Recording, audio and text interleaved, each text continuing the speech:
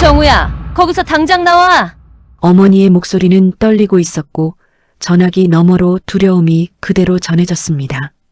저는 회사 주차장 입구에 서서 핸드폰을 귀에 댄 채 얼어붙었고 무슨 일인지 묻기도 전에 어머니는 시간 없어 어서라는 말만 남기고 전화를 끊어버렸습니다. 그 순간 주차장 모퉁이에 서 있던 낯선 남자가 저를 똑바로 바라보고 있었고 그의 눈빛에는 뭔가 예사롭지 않은 것이 담겨 있었습니다.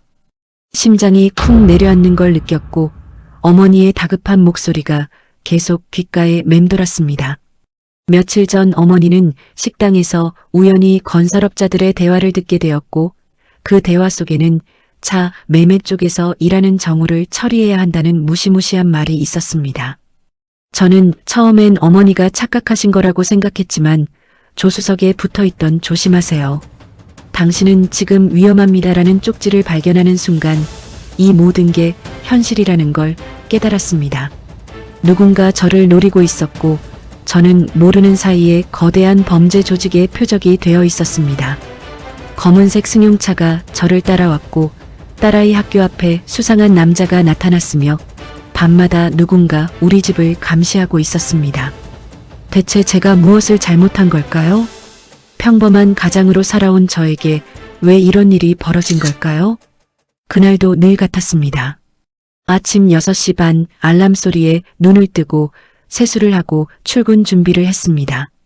아내는 부엌에서 김치찌개를 끓이고 있었고 중학생 딸아이는 교복을 입으며 투덜거렸습니다. 아빠, 오늘도 늦게 들어와? 응, 오늘 차량 인수건이 2건 있어서. 저는 중고차 매매 상사에서 영업을 담당하고 있습니다. 일이 바쁠 땐 밤 9시가 넘어서야 퇴근하는 날도 많았지만 그래도 꾸준한 월급이 나오니 감사했습니다. 평범한 가장으로 산다는 건 이런 거라고 생각했습니다. 출근길 지하철은 언제나처럼 붐볐고 저는 손잡이를 붙잡고 핸드폰으로 오늘 일정을 확인했습니다. 오전 10시 성남에서 소나타 인수건, 오후 2시 분당에서 고객 상담, 오후 5시 사무실 복귀에서 서류 정리. 일상은 반복되었고 저는 그 반복 속에서 안정감을 느꼈습니다. 회사에 도착하자 동료 김대리가 커피를 건네며 말했습니다. 정우 씨, 어제 그 아반떼 건은 어떻게 됐어요? 아, 계약금 받았어요. 다음 주 월요일에 최종 서류 넘기기로 했고요. 역시 정우 씨는 일 처리가 깔끔해. 칭찬을 들으면 기분이 좋았습니다. 저는 이 일을 10년 넘게 해왔고 고객들한테도 신뢰를 쌓아왔다고 자부했습니다. 점심시간이 되자 동료들과 함께 근처 식당에 가서 김치찌개를 먹었습니다. 요즘 차 시장이 좀 안 좋던데 괜찮아요? 그래도 중고차는 꾸준하잖아요. 저는 그렇게 대답하며 밥을 먹었습니다. 오후 2시쯤 고객과 상담을 마치고 사무실로 돌아오는 길이었습니다. 핸드폰이 울렸고 화면에는 엄마라는 이름이 떠 있었습니다. 어머니는 혼자 사십니다. 아버지가 5년 전에 돌아가신 뒤로 어머니는 혼자 집을 지키며 지내고 계셨습니다. 저는 일주일에 한두 번 정도 전화를 드리고 주말에는 가끔 찾아뵙곤 했습니다. 여보세요, 엄마? 전화를 받는 순간 어머니의 목소리가 평소와 달랐습니다. 떨리고 급하고 숨이 찬 듯한 목소리였습니다. 정우야, 거기서 당장 나와라. 저는 순간 멈칫했습니다. 엄마, 무슨 일이세요? 설명할 시간 없어. 지금 당장 회사 밖으로 나가. 어머니의 목소리엔 공포가 섞여 있었습니다. 엄마, 진짜 무슨 일인데요? 말씀 좀 해보세요. 정우야, 엄마 말 듣고 어서 나와. 시간 없어, 제발. 그리고 전화는 뚝 끊어졌습니다. 저는 핸드폰을 귀에서 떼고 멍하니 서 있었습니다. 어머니가 이렇게 급하게 전화를 거신 적은 한 번도 없었습니다. 뭔가 착각하신 건가 아니면 TV 드라마를 보다가 혼동하신 건가 싶었습니다. 하지만 어머니의 목소리는 분명히 진짜 두려움이었습니다. 저는 주변을 둘러봤습니다. 사무실로 돌아가는 길, 주차장 입구 근처였습니다. 특별히 이상한 건 없어 보였습니다. 그런데 문득 주차장 모퉁이에 서 있는 남자 하나가 눈에 들어왔습니다. 검은색 점퍼에 야구 모자를 쓴 남자였고 그는 저를 똑바로 바라보고 있었습니다. 시선이 마주치자 그는 고개를 돌렸지만 그 눈빛엔 무언가가 있었습니다. 저는 심장이 쿵 내려앉는 걸 느꼈습니다. 어머니의 전화와 저 남자, 우연일까요? 아니면 정말로 무슨 일이 벌어지고 있는 걸까요? 저는 그 자리에 서서 핸드폰을 다시 들여다봤습니다. 어머니한테 다시 전화를 걸었지만 받지 않으셨습니다. 한 번, 두 번, 세 번. 신호음만 길게 울릴 뿐이었습니다. 왜 안 받으시지?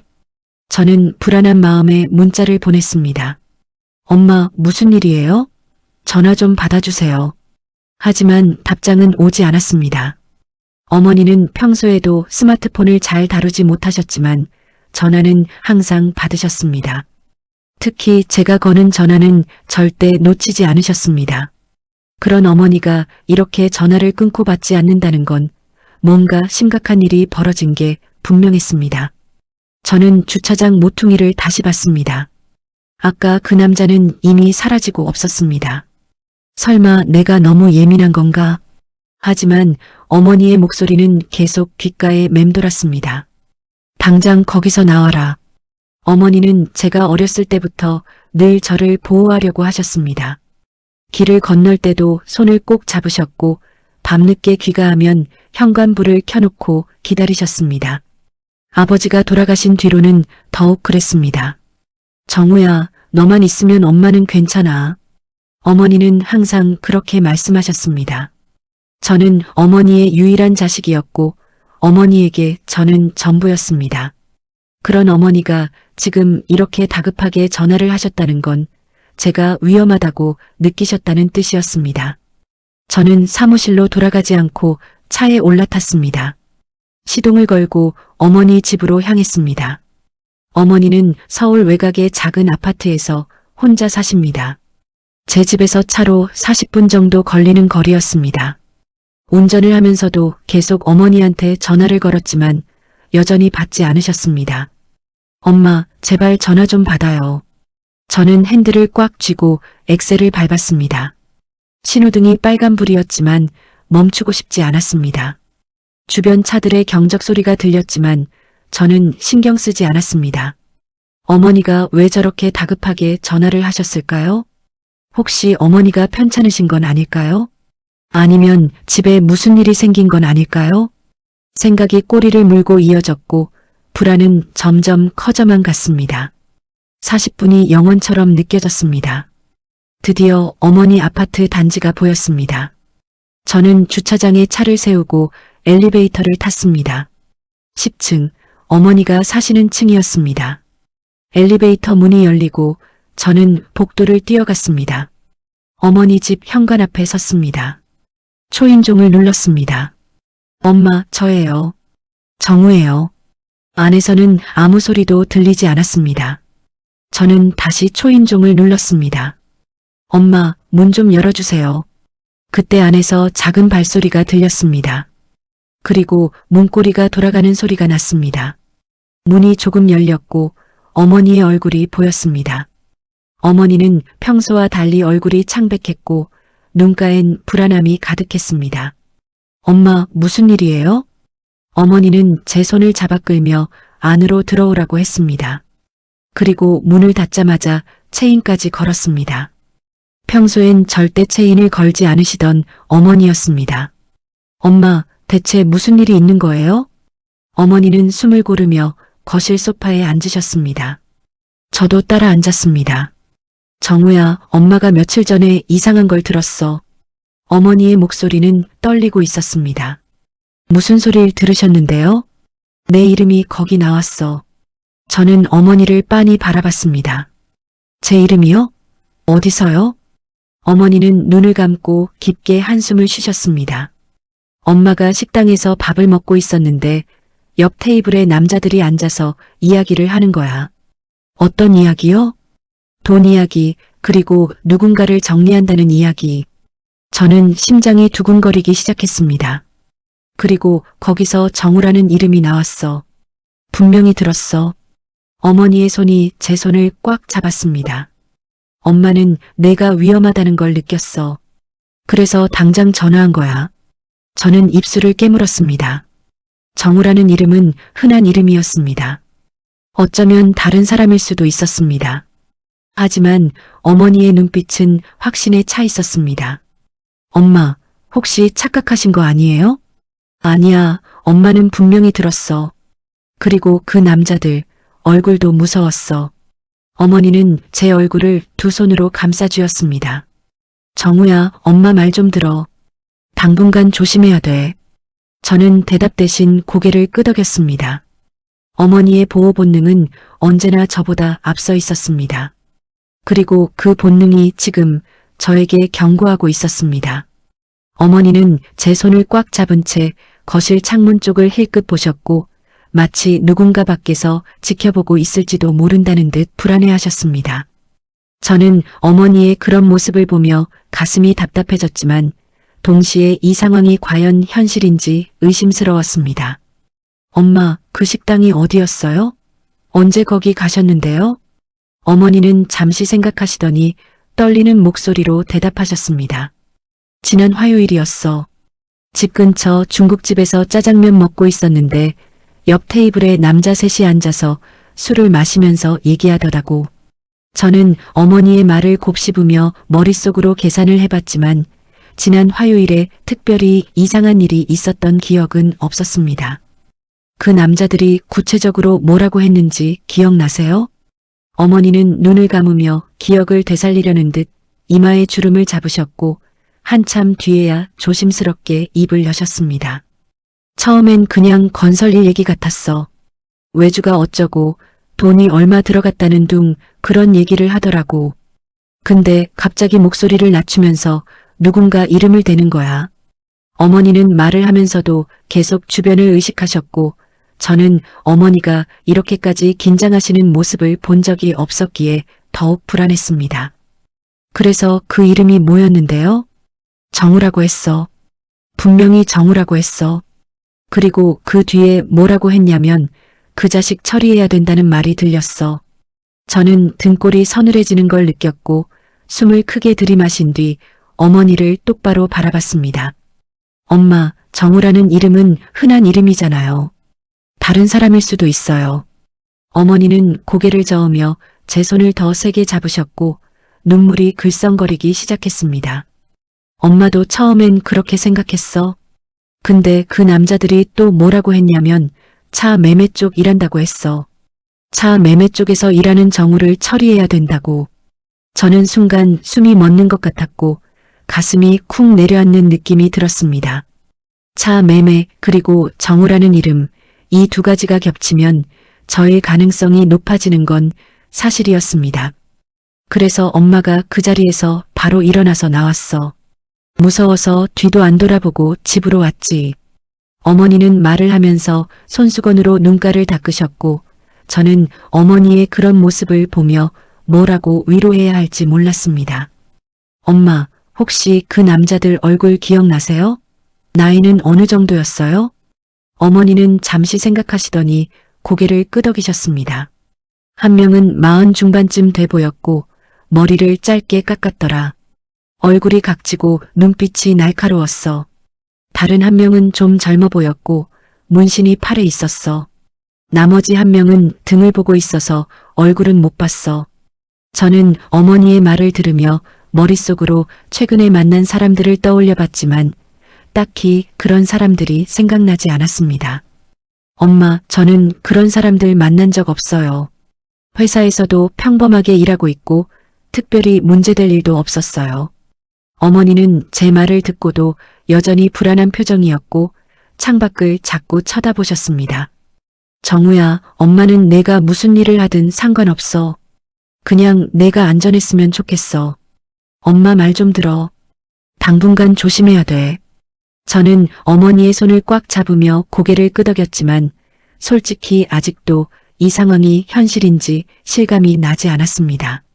하지만 어머니의 떨리는 목소리와 창백한 얼굴을 보니 이게 단순히 어머니의 착각이나 기우가 아닐 수도 있다는 생각이 들었습니다. 알겠어요, 엄마. 조심할게요. 그리고 혹시 또 이상한 일 있으면 바로 저한테 연락하세요. 어머니는 고개를 끄덕이며 제 손을 놓지 않으셨고, 저는 어머니와 함께 거실 소파에 앉아서 한참을 말없이 있었습니다. 밖에서는 바람소리가 들렸고 가끔씩 복도에서 발소리가 지나갔지만 그마저도 불안하게 느껴졌습니다.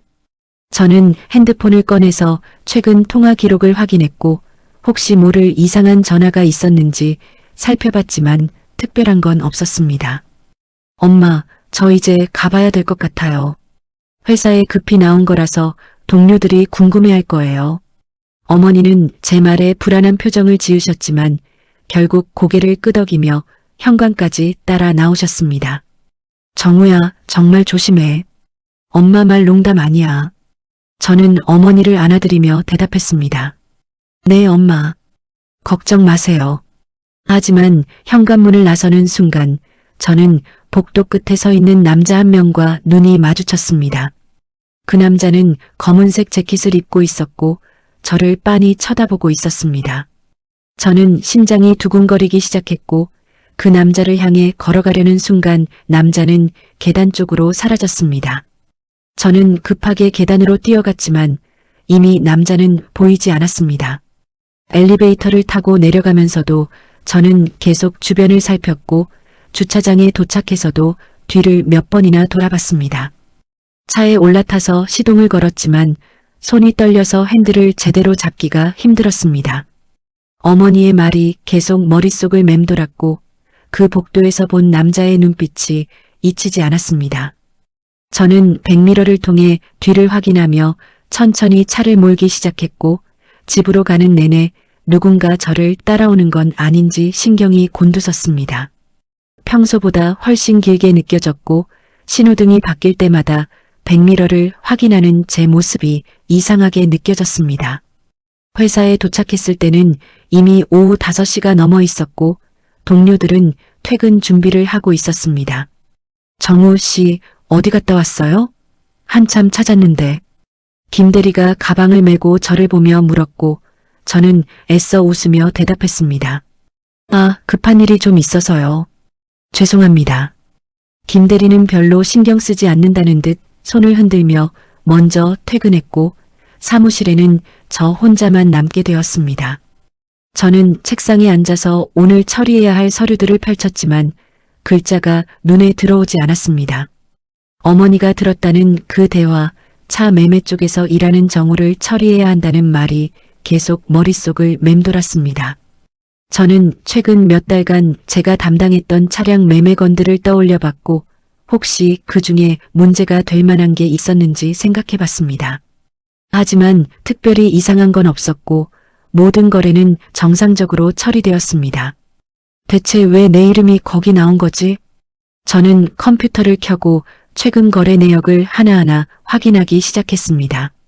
지난달에 성남에서 그랜저를 인수한 건, 그 전주의 분당에서 소나타를 판매한 건, 그리고 일주일 전에 처리한 아반떼 거래까지. 모든 거래가 정상적으로 보였고 고객들도 만족스러워했습니다. 그런데 문득 한 달 전쯤 처리했던 거래 하나가 떠올랐습니다. 건설회사 관계자라고 소개한 남자가 중고 트럭을 급하게 구매하겠다고 연락을 해왔고 저는 당시 조건이 괜찮아서 빠르게 계약을 진행했습니다. 그 남자는 현금으로 결제했고 특별히 이상한 점은 없어 보였지만 한 가지 기억나는 게 있었습니다. 계약서에 서명을 할 때 그 남자가 제 이름을 몇 번이나 확인했던 것입니다. 박정우 씨 맞죠? 연락처는 이게 맞고요? 당시엔 단순히 꼼꼼한 사람이라고 생각했지만 지금 생각해보니 뭔가 이상했습니다. 저는 그 거래 서류를 찾아서 다시 펼쳐봤고 구매자의 이름을 확인했습니다. 윤성호, 나이는 45, 연락처는 10으로 시작하는 휴대폰 번호였습니다. 저는 그 번호로 전화를 걸어볼까 고민했지만 괜히 건드렸다가 일을 키울 것 같아서 멈칫했습니다. 일단 좀 더 알아봐야겠어. 저는 서류를 사진으로 찍어서 핸드폰에 저장했고 혹시 모를 상황에 대비해서 회사 서버에도 백업을 해뒀습니다. 그때 사무실 문이 열리는 소리가 들렸고 저는 깜짝 놀라서 고개를 들었습니다. 청소하시는 아주머니가 들어오시더니 제가 아직 있는 걸 보고 미안하다는 표정을 지으셨습니다. 아이고, 야근하세요? 제가 나중에 올게요. 저는 손을 흔들며 괜찮다고 했지만 가슴이 두근거리는 건 멈출 수가 없었습니다. 사무실을 나와서 주차장으로 내려갔을 때 저는 또다시 그 느낌을 받았습니다. 누군가 저를 지켜보고 있다는 느낌이었습니다. 주차장은 어두웠고 형광등 몇 개만 깜빡거리며 희미하게 빛을 내고 있었습니다. 저는 차 쪽으로 걸어가면서 주변을 살폈지만 특별히 보이는 사람은 없었습니다. 차 문을 열고 안에 들어가려는 순간 저는 조수석 앞 유리창에 붙어있는 쪽지를 발견했습니다. 작고 하얀 쪽지였고 누군가 일부러 거기 붙여놓은 게 분명했습니다. 저는 손을 뻗어서 그 쪽지를 떼어냈고 글자를 읽는 순간 온몸에 소름이 돋았습니다. 조심하세요. 당신은 지금 위험합니다. 쪽지에는 단 한 줄의 문장만 적혀 있었고 필체는 급하게 쓴 듯 흔들렸습니다. 저는 주변을 둘러봤지만 주차장에는 여전히 아무도 없었습니다. 누가 이걸 붙여놓은 걸까요? 어머니가 들었다는 그 남자들 중 한 명일까요? 아니면 저를 도우려는 누군가일까요? 저는 쪽지를 주머니에 넣고 급히 차에 시동을 걸었으며 주차장을 빠져나가면서도 계속 백미러를 확인했습니다. 집으로 가는 길에 신호등에 멈춰 섰을 때 뒤에서 검은색 승용차 한 대가 바짝 붙어서 따라오는 게 보였습니다. 저는 심장이 빠르게 뛰기 시작했고 일부러 좌회전 신호를 켜고 길을 바꿔봤습니다. 그 검은색 승용차도 똑같이 좌회전을 했습니다. 저는 다시 직진으로 가다가 갑자기 우회전을 했고 그 차도 여전히 뒤를 따라왔습니다. 진짜 날 따라오는 거야? 저는 엑셀을 밟아서 속도를 높였고 신호등 몇 개를 그냥 지나쳤습니다. 뒤에서 경적 소리가 울렸지만 저는 멈출 수가 없었습니다. 결국 큰 사거리에서 빨간불에 걸려서 멈춰야 했고 백미러를 통해 그 검은색 승용차를 확인했습니다. 차 안에는 남자 2명이 타고 있었고 운전석에 앉은 남자는 저를 똑바로 쳐다보고 있었습니다. 그 남자의 얼굴은 각지고 눈빛은 날카로웠으며 어머니가 묘사했던 그 남자와 비슷해 보였습니다. 저는 손에 땀이 나기 시작했고 신호등이 파란불로 바뀌자마자 있는 힘껏 엑셀을 밟았습니다. 차는 앞으로 튀어나갔고 저는 골목길로 꺾어 들어가서 그들을 따돌리려고 했습니다. 한참을 달린 뒤에 뒤를 확인해 보니 그 검은색 승용차는 더 이상 보이지 않았습니다.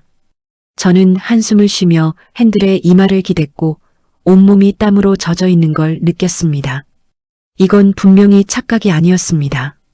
누군가 진짜로 저를 노리고 있었고 어머니의 경고는 사실이었습니다. 저는 핸드폰을 꺼내서 어머니한테 전화를 걸었지만 어머니를 더 불안하게 만들고 싶지 않아서 전화를 끊었습니다. 대신 아내한테 문자를 보냈습니다. 오늘 좀 늦을 것 같아. 걱정하지 마.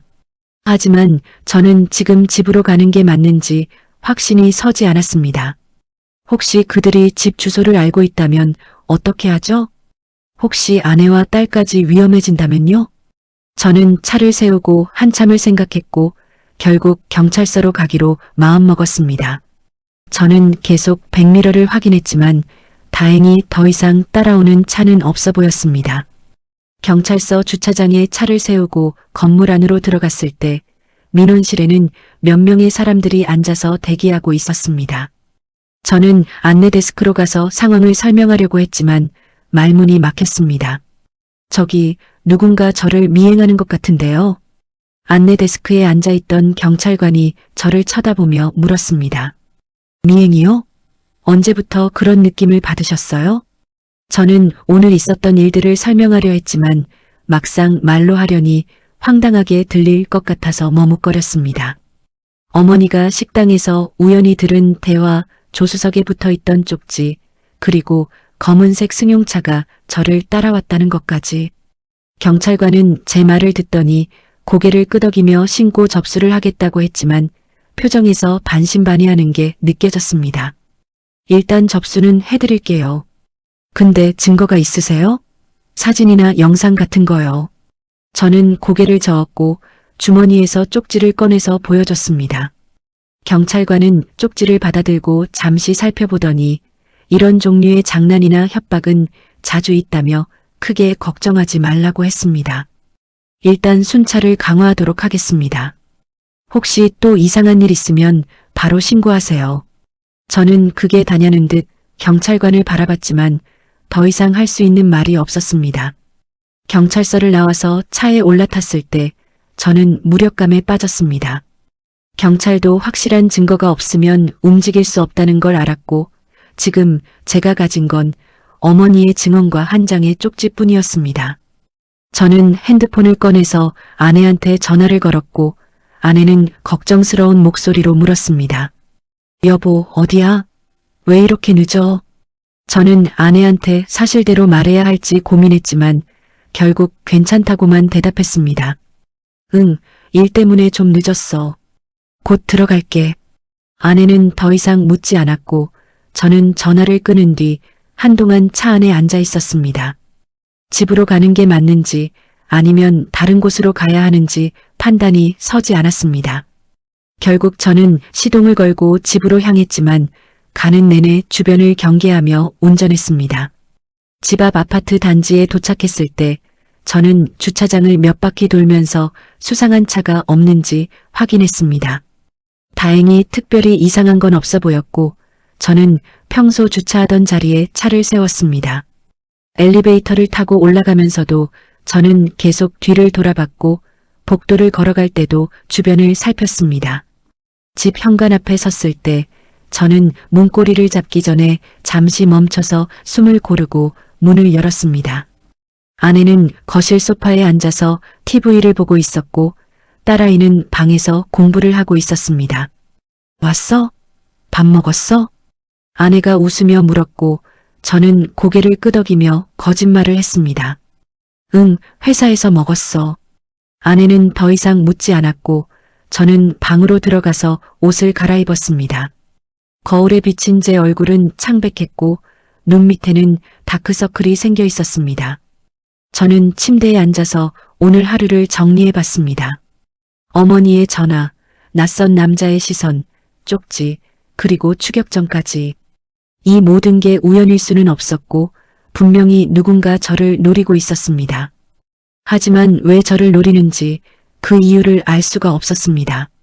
저는 한 달 전에 거래했던 윤성우라는 남자를 다시 떠올려 봤고 그 사람이 이 일과 관련이 있을 거라는 확신이 들었습니다. 다음 날 아침 저는 평소보다 일찍 일어나서 출근 준비를 했습니다. 아내는 아직 자고 있었고 딸아이는 학교 갈 준비를 하고 있었습니다. 아빠, 오늘은 일찍 가네? 딸아이가 물었고 저는 웃으며 대답했습니다. 응, 오늘 일이 좀 많아서. 사실은 집에 있는 게 불안해서 일찍 나온 거였지만 딸아이한테 그런 말을 할 수는 없었습니다. 회사에 도착해서 저는 제일 먼저 윤성우라는 남자의 정보를 다시 찾아봤습니다. 거래 당시 받았던 명함에는 건설회사 외주관리자라고 적혀 있었고 회사 이름은 대성건설이라고 되어 있었습니다. 저는 인터넷으로 대성건설을 검색해봤지만 정식 등록된 회사는 아닌 것 같았습니다. 대신 비슷한 이름의 작은 건설업체들이 여러 개 나왔고 그중 하나가 최근에 불법 외주 논란에 휘말렸다는 기사가 보였습니다. 저는 그 기사를 클릭해서 읽어봤고 내용은 건설 현장에서 불법 하청과 임금 체불이 있었다는 것이었습니다. 기사에는 구체적인 회사 이름이 나오지 않았지만 관련자 중 한 명이 구속되었다는 내용이 있었습니다. 저는 혹시 윤성우가 그 사건과 연관이 있는 건 아닐까 생각했고 더 자세히 알아보기로 마음먹었습니다. 그때 회사 전화가 울렸고 저는 수화기를 들었습니다. 여보세요, 박정우입니다. 전화기 너머에서는 낯선 남자의 목소리가 들렸습니다. 박정우 씨 맞죠? 한 달 전에 트럭 거래했던 사람인데요. 저는 심장이 쿵 내려앉는 걸 느꼈고 목소리를 가다듬으며 대답했습니다. 네, 맞습니다. 무슨 일이시죠? 남자는 잠시 침묵하더니 차분한 목소리로 말했습니다. 혹시 시간 되시면 잠깐 만나서 얘기 좀 할 수 있을까요? 중요한 이야기가 있어서요. 저는 그 남자가 윤성호인지 확인하고 싶었지만 직접 묻기가 두려웠습니다. 지금은 좀 바쁜데요. 무슨 이야기인지 전화로 말씀해 주시면 안 될까요? 남자는 다시 한번 침묵했고 그 침묵이 길게 느껴졌습니다. 전화로는 곤란합니다. 꼭 만나서 얘기해야 할 것 같은데요. 저는 거절하고 싶었지만 동시에 이 사람이 무슨 이야기를 하려는지 궁금했습니다. 알겠습니다. 언제 어디서 만날까요? 남자는 오늘 저녁 6시에 회사 근처 카페에서 만나자고 했고 저는 그렇게 하겠다고 대답했습니다. 전화를 끊고 나서 저는 온몸에 식은땀이 나는 걸 느꼈습니다. 이게 함정일 수도 있다는 생각이 들었지만 이대로 아무것도 하지 않고 있을 수는 없었습니다. 저는 동료 김대리를 불러서 오늘 저녁에 누군가를 만나러 간다고 말했고 혹시 모를 상황에 대비해서 위치를 공유해달라고 부탁했습니다. 김대리는 무슨 일이냐고 물었지만 저는 그냥 중요한 거래건이라고 얼버무렸습니다. 저는 회사를 나와서 약속 장소인 카페로 향했습니다. 카페는 회사에서 걸어서 10분 정도 거리에 있었고 평소에 자주 가던 곳이라 익숙했습니다. 하지만 오늘은 왠지 그 익숙한 길이 낯설게 느껴졌고 걸어가는 내내 뒤를 돌아보게 되었습니다. 카페 문을 열고 들어가자 저녁 시간이라 손님들이 꽤 있었고 구석 자리에 혼자 앉아 있는 남자가 보였습니다.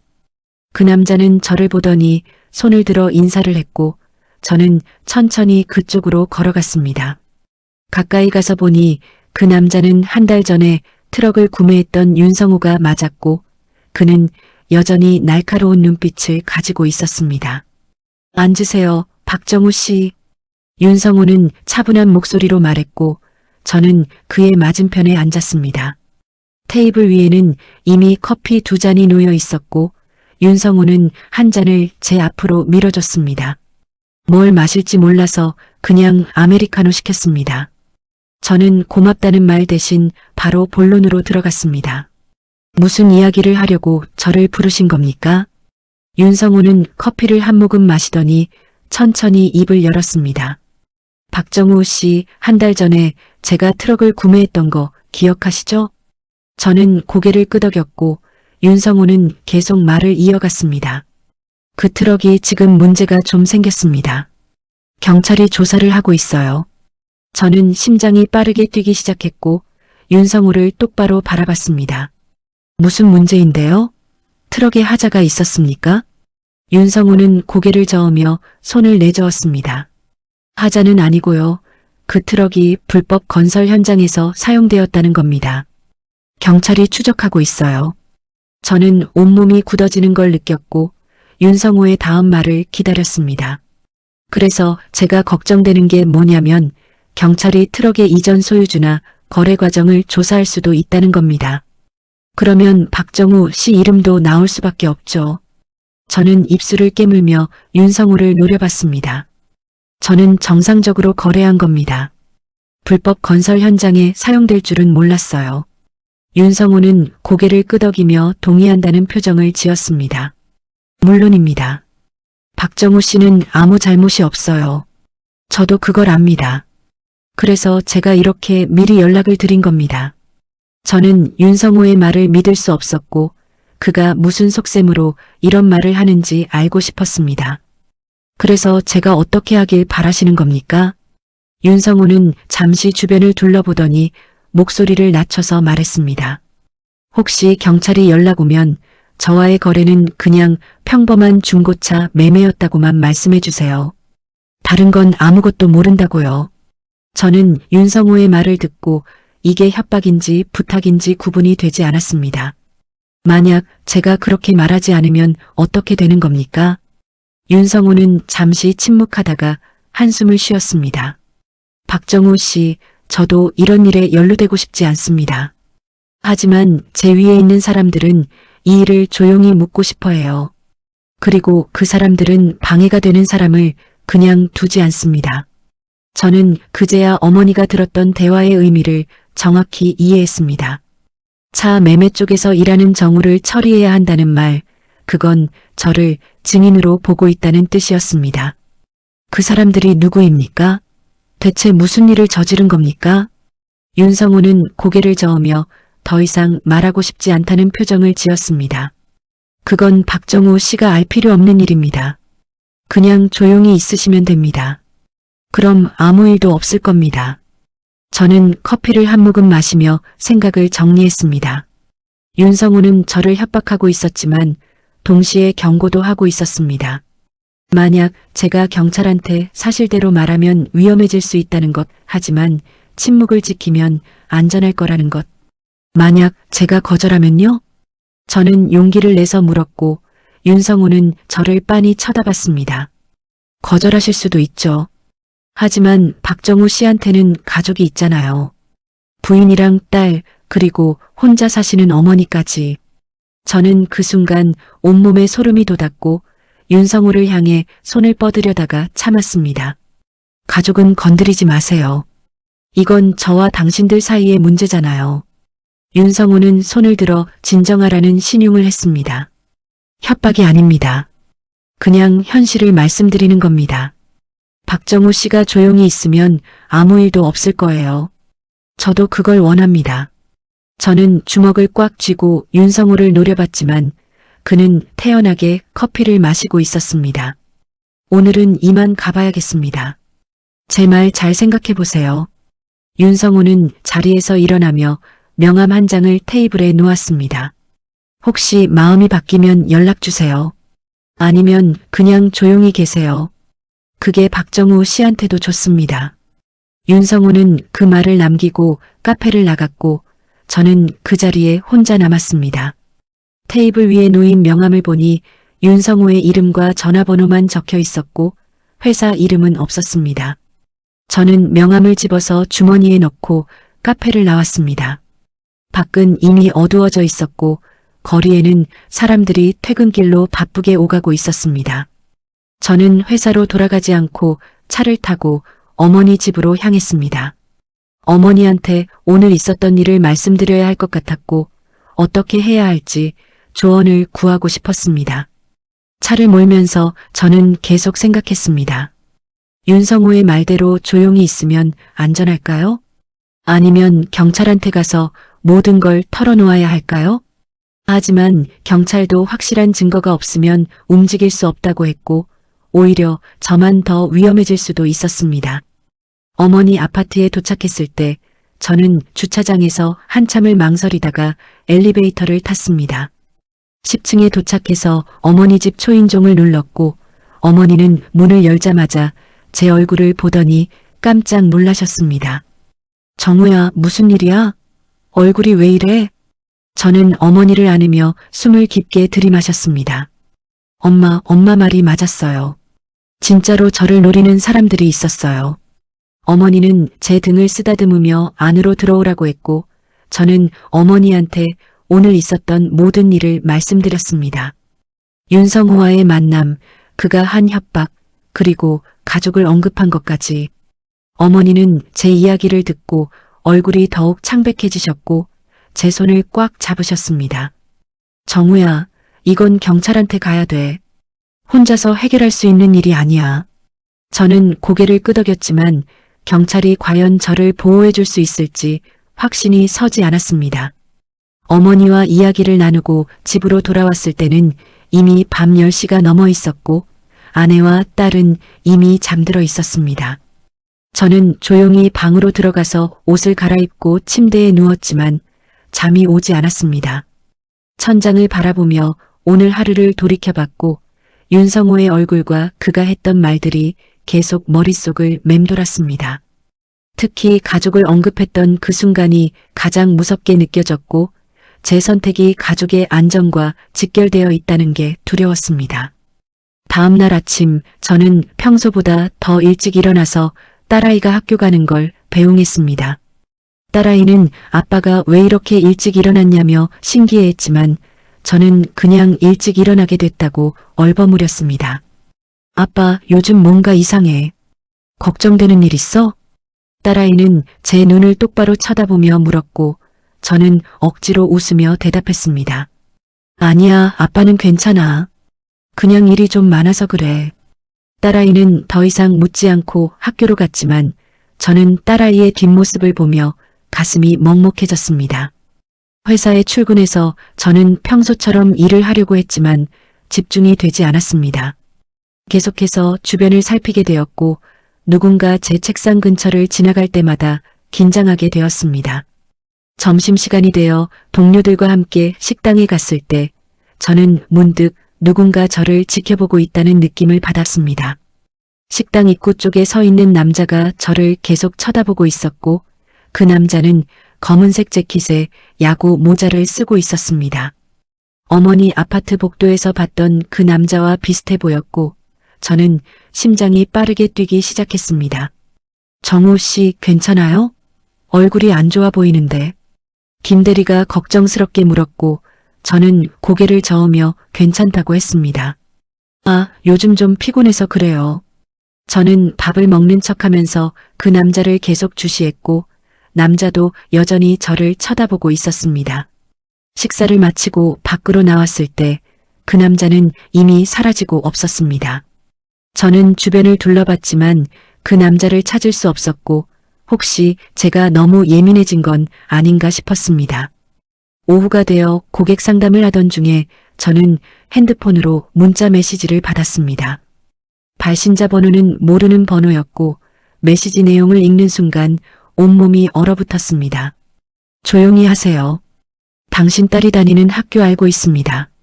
저는 즉시 자리에서 일어났고 딸아이 학교로 전화를 걸었습니다. 학교 행정실에서는 수업 중이라 연결해 줄 수 없다고 했고 저는 담임 선생님한테 연락해달라고 간청했습니다. 한참 후에 담임 선생님이 전화를 받으셨고 저는 떨리는 목소리로 딸아이가 괜찮은지 물었습니다. 네, 지금 수업 중이에요.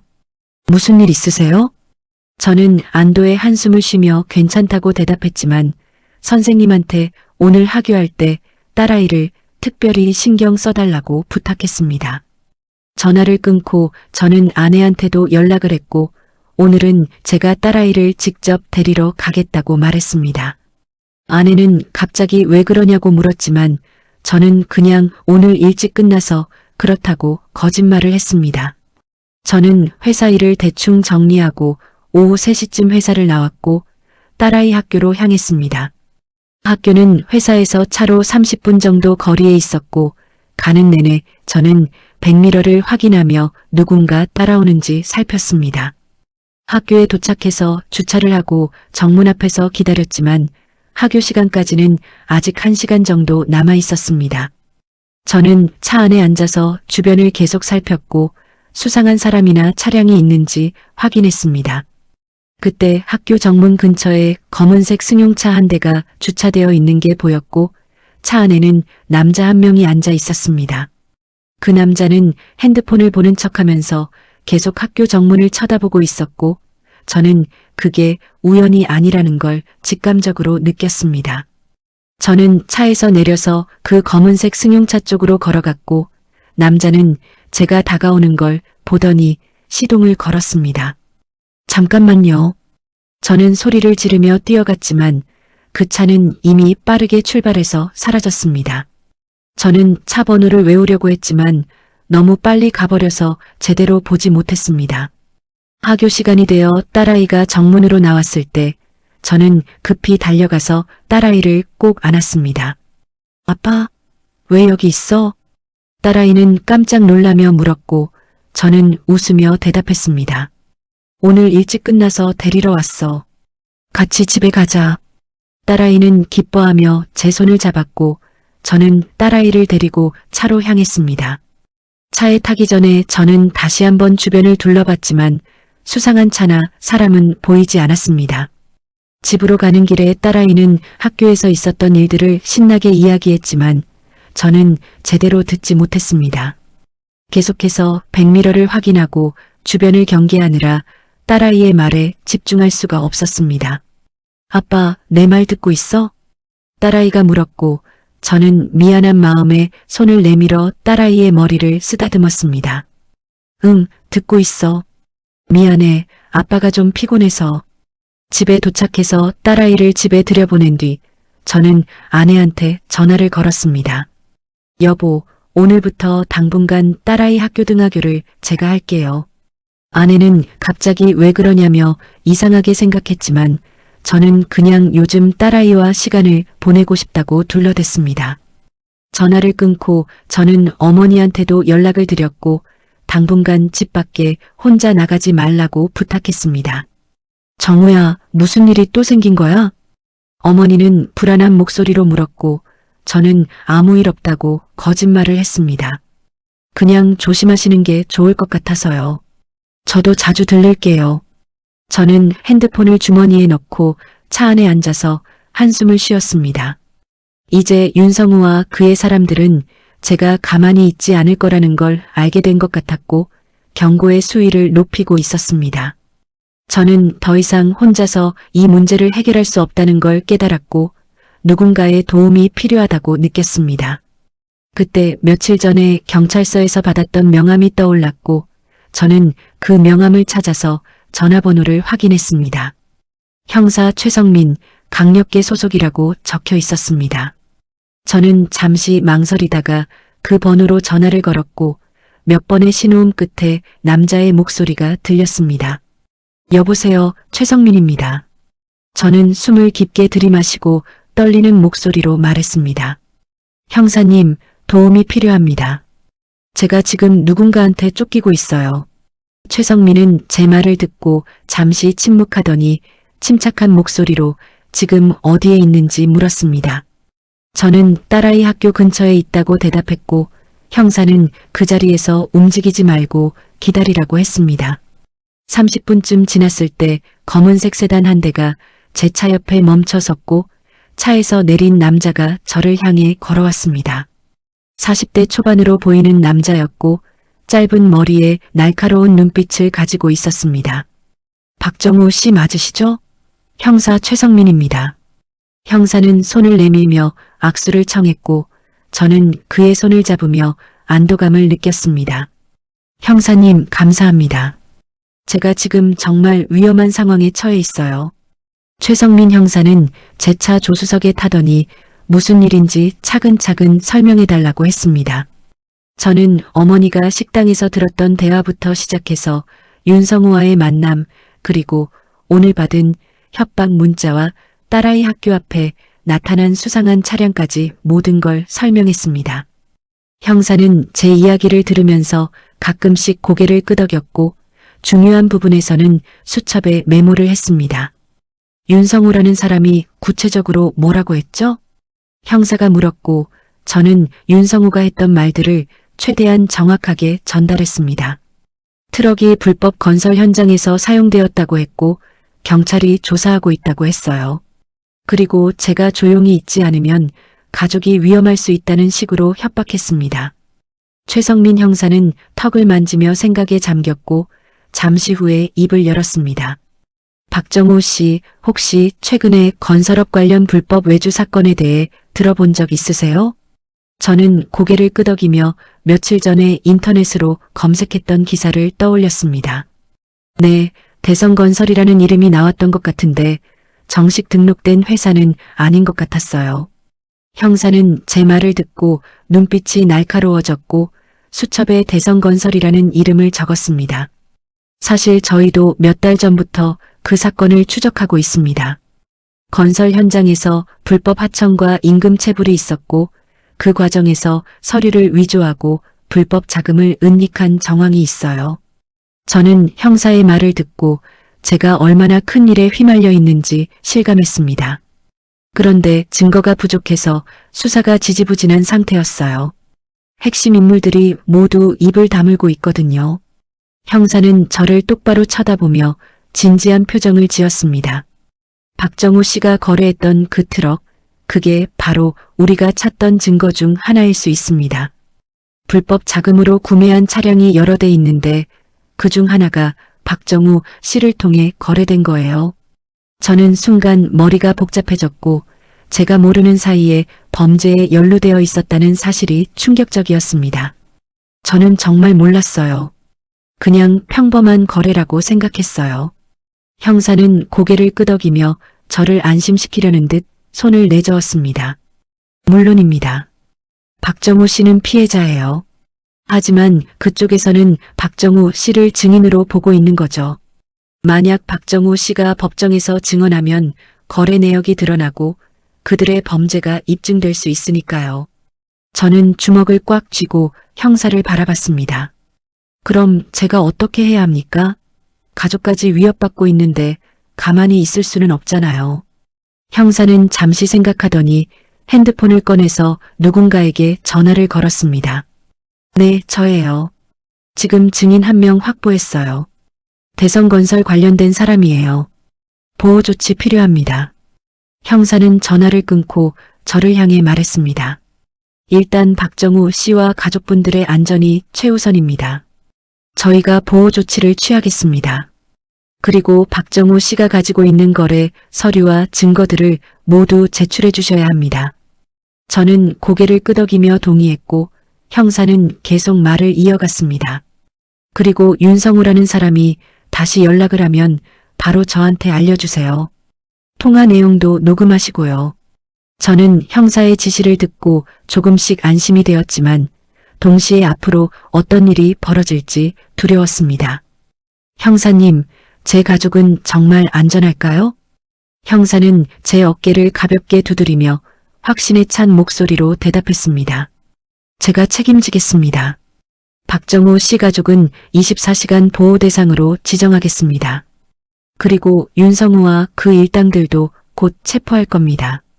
저는 형사의 말을 믿고 싶었지만 여전히 불안감은 가시지 않았습니다. 형사는 차에서 내리며 명함을 한 장 더 건네주었습니다. 이 번호로 언제든지 연락하세요. 밤이든 낮이든 상관없어요. 그리고 혹시 이상한 일이 생기면 즉시 119에 신고하시고 제한테도 알려주세요. 저는 명함을 받아들고 형사에게 고맙다는 인사를 했습니다. 형사는 제 차 주변을 한 바퀴 돌며 확인한 뒤 자신의 차로 돌아갔고 저는 그제야 한숨을 돌릴 수 있었습니다. 집으로 돌아가는 길에 저는 형사와 나눴던 대화를 되새겼습니다. 제가 모르는 사이에 불법 자금 거래에 연루되어 있었다는 것, 그리고 그 사실이 밝혀지면 윤성우와 그의 일당들이 감옥에 갈 수 있다는 것. 저는 이제 더 이상 도망칠 수 없다는 걸 알았고 제대로 맞서 싸워야 한다는 결심을 했습니다. 집에 도착해서 아내와 딸에게는 아무 말도 하지 않았지만 마음속으로는 가족을 지키겠다고 다짐했습니다. 그날 밤 저는 침대에 누워서 천장을 바라보며 생각했습니다. 어머니의 직감이 저를 구했고 이제는 제가 이 상황을 끝내야 할 때가 왔습니다. 윤성우가 다시 연락을 해오면 저는 형사의 지시대로 녹음을 하고 증거를 모아야 했습니다. 그리고 법정에서 제대로 증언해서 그들이 받아야 할 처벌을 받게 만들어야 했습니다. 저는 눈을 감고 깊게 숨을 쉬었습니다. 내일부터는 진짜 싸움이 시작될 것입니다. 다음 날 아침 저는 평소보다 일찍 일어나서 회사로 향했고 책상 서랍에 보관해뒀던 거래 서류들을 모두 꺼냈습니다. 윤성우와의 거래 계약서, 입금 내역, 명함, 그리고 트럭의 차량 등록증 사본까지. 저는 이 서류들을 복사해서 따로 보관하고 원본은 형사에게 전달하기로 했습니다. 점심시간이 되어 형사한테 전화를 걸었고 형사는 오후에 회사로 찾아오겠다고 했습니다. 오후 3시쯤 최성민 형사가 회사로 찾아왔고 저는 그를 회의실로 안내했습니다. 여기 제가 가지고 있던 모든 서류입니다. 저는 봉투를 건네며 말했고 형사는 서류를 하나하나 확인하며 만족스러운 표정을 지었습니다. 이 정도면 충분합니다. 이걸로 윤성우와 대성건설의 연결고리를 입증할 수 있어요. 형사는 서류를 가방에 넣으며 저를 쳐다봤습니다. 박정우 씨, 앞으로 며칠 동안은 더 조심하셔야 합니다. 상대방이 박정우 씨가 저희와 협력하고 있다는 걸 알게 되면 더 위험해질 수 있어요. 저는 고개를 끄덕이며 형사의 말을 새겨들었습니다. 알겠습니다. 가족들도 잘 보호하겠습니다.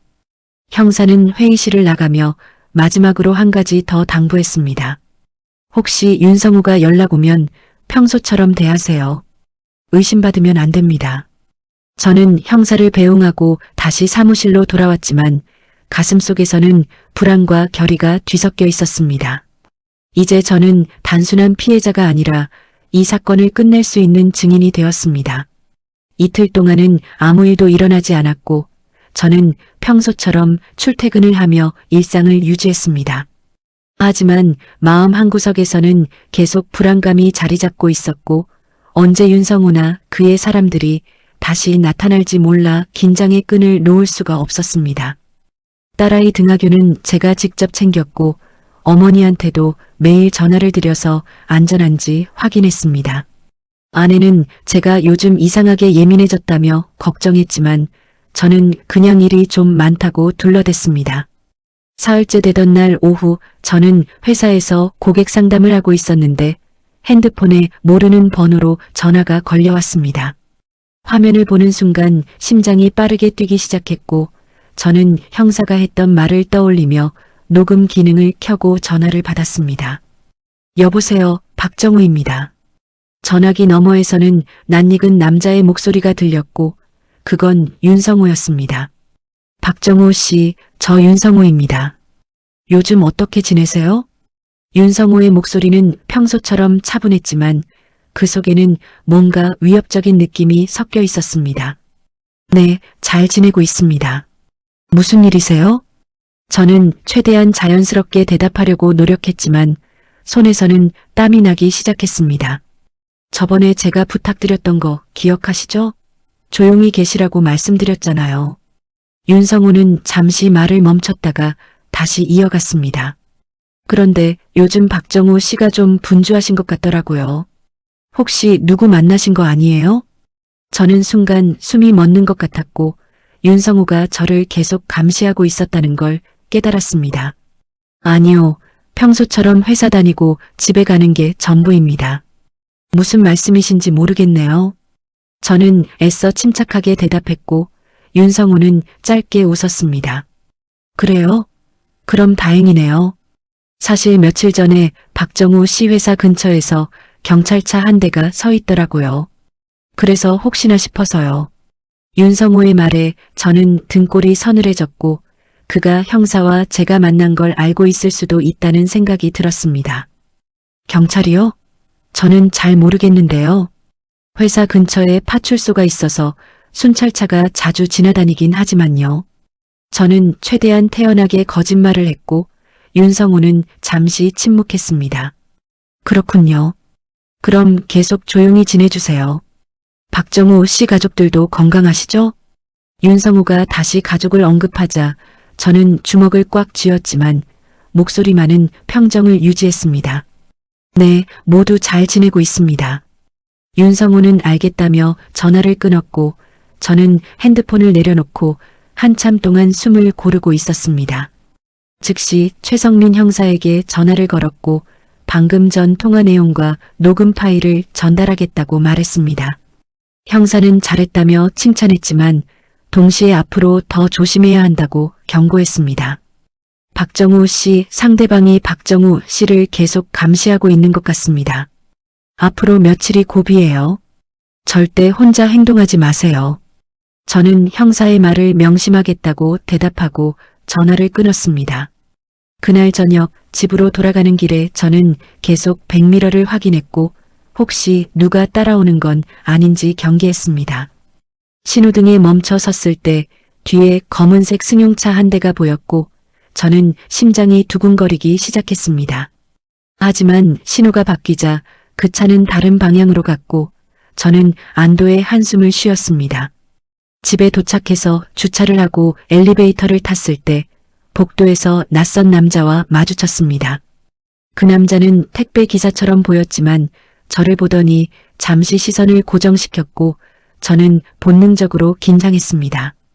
몇 호세요?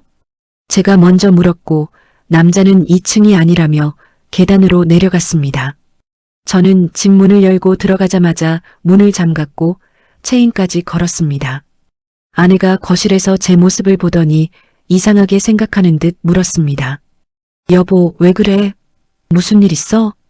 저는 고개를 저으며 아무것도 아니라고 했지만 아내는 제 표정을 보고 뭔가 느낀 듯 했습니다. 요즘 진짜 이상해. 무슨 일 있으면 말 좀 해줘. 아내의 걱정스러운 목소리에 저는 결국 아내를 거실 소파에 앉히고 조심스럽게 이야기를 꺼냈습니다. 여보, 사실은 요즘 회사에서 좀 문제가 생겼어.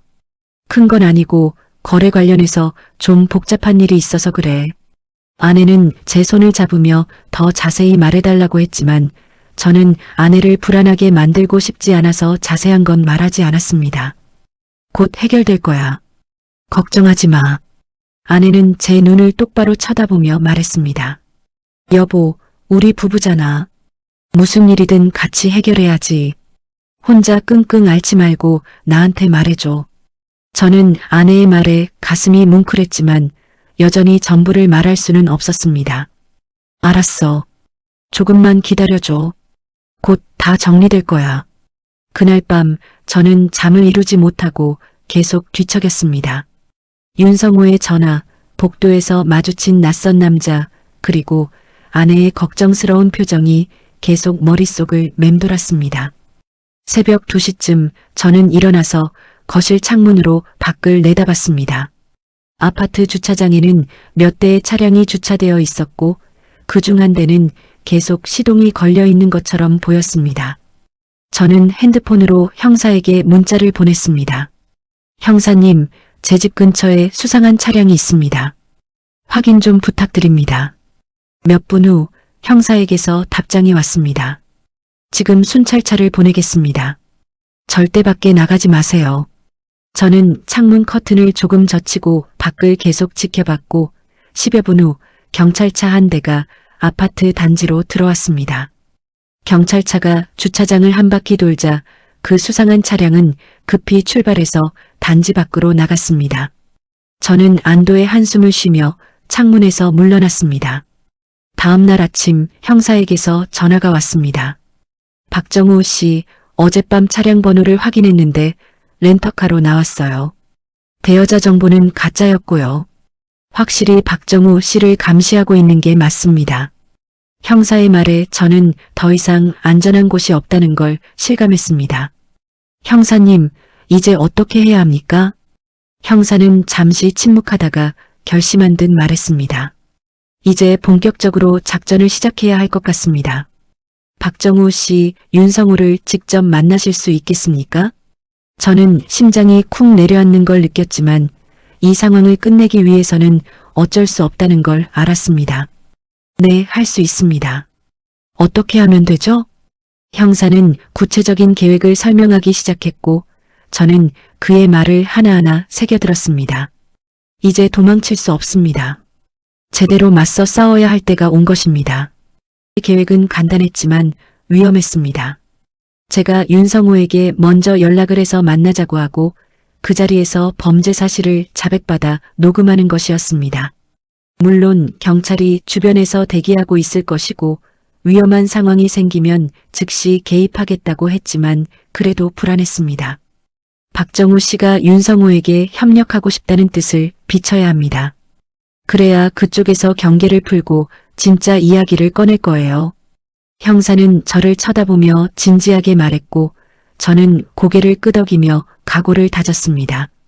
이틀 후 저는 윤성호에게 전화를 걸었습니다.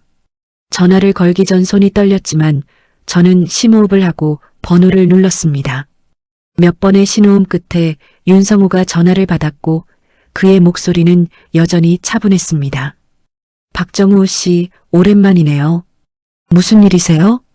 저는 준비했던 대사를 천천히 꺼냈습니다. 윤 사장님, 제가 생각을 좀 해봤는데요. 이대로 가다가는 제 가족도 위험하고 저도 위험할 것 같아서요. 한번 만나서 얘기 좀 했으면 합니다. 윤성호는 잠시 침묵하더니 흥미로운 듯 물었습니다. 무슨 얘기를 하고 싶으신데요? 저는 형사가 시킨 대로 말을 이어갔습니다. 제가 협조할 수 있는 부분이 있으면 협조하겠습니다. 대신 제 가족만큼은 안전하게 해주셨으면 좋겠어요. 윤성호는 만족스러운 듯 짧게 웃었고 제안을 받아들였습니다. 좋습니다. 내일 저녁 6시에 만나시죠. 장소는 제가 정하겠습니다. 조금 있다가 주소 보내드릴게요. 전화를 끊고 저는 형사에게 즉시 연락했고 형사는 잘했다며 내일 철저히 준비하겠다고 했습니다. 다음 날 오후 윤성호에게서 문자가 왔고 주소는 서울 외곽의 한적한 창고 지역이었습니다. 형사는 그 위치를 확인하고 주변에 경찰 인력을 배치하겠다고 했지만 저는 점점 불안해졌습니다. 형사님, 혹시 그쪽에서 저한테 해코지를 하면 어떡합니까? 형사는 제 어깨를 두드리며 안심시켰습니다. 박정우 씨 몸에 소형 녹음기와 위치 추적기를 부착할 겁니다. 그리고 반경 100m 안에 저희가 대기하고 있을 거예요. 위험한 상황이 되면 즉시 들어갑니다. 저는 형사의 말을 믿고 준비를 시작했습니다. 저녁 5시 저는 경찰서로 가서 몸에 소형 녹음 장비를 부착했고 만약의 상황에 대비해서 간단한 호신술도 배웠습니다. 형사는 제게 작은 단추형 카메라도 건네주며 셔츠해 달라고 했습니다. 이건 실시간으로 영상을 전송합니다. 저희가 모니터링하고 있을 거예요. 6시가 가까워지자 저는 약속 장소로 출발했고 뒤에서는 형사와 경찰팀이 민간 차량을 타고 따라왔습니다. 창고 지역에 도착했을 때 해는 이미 지고 있었고 주변은 어두컴컴했습니다.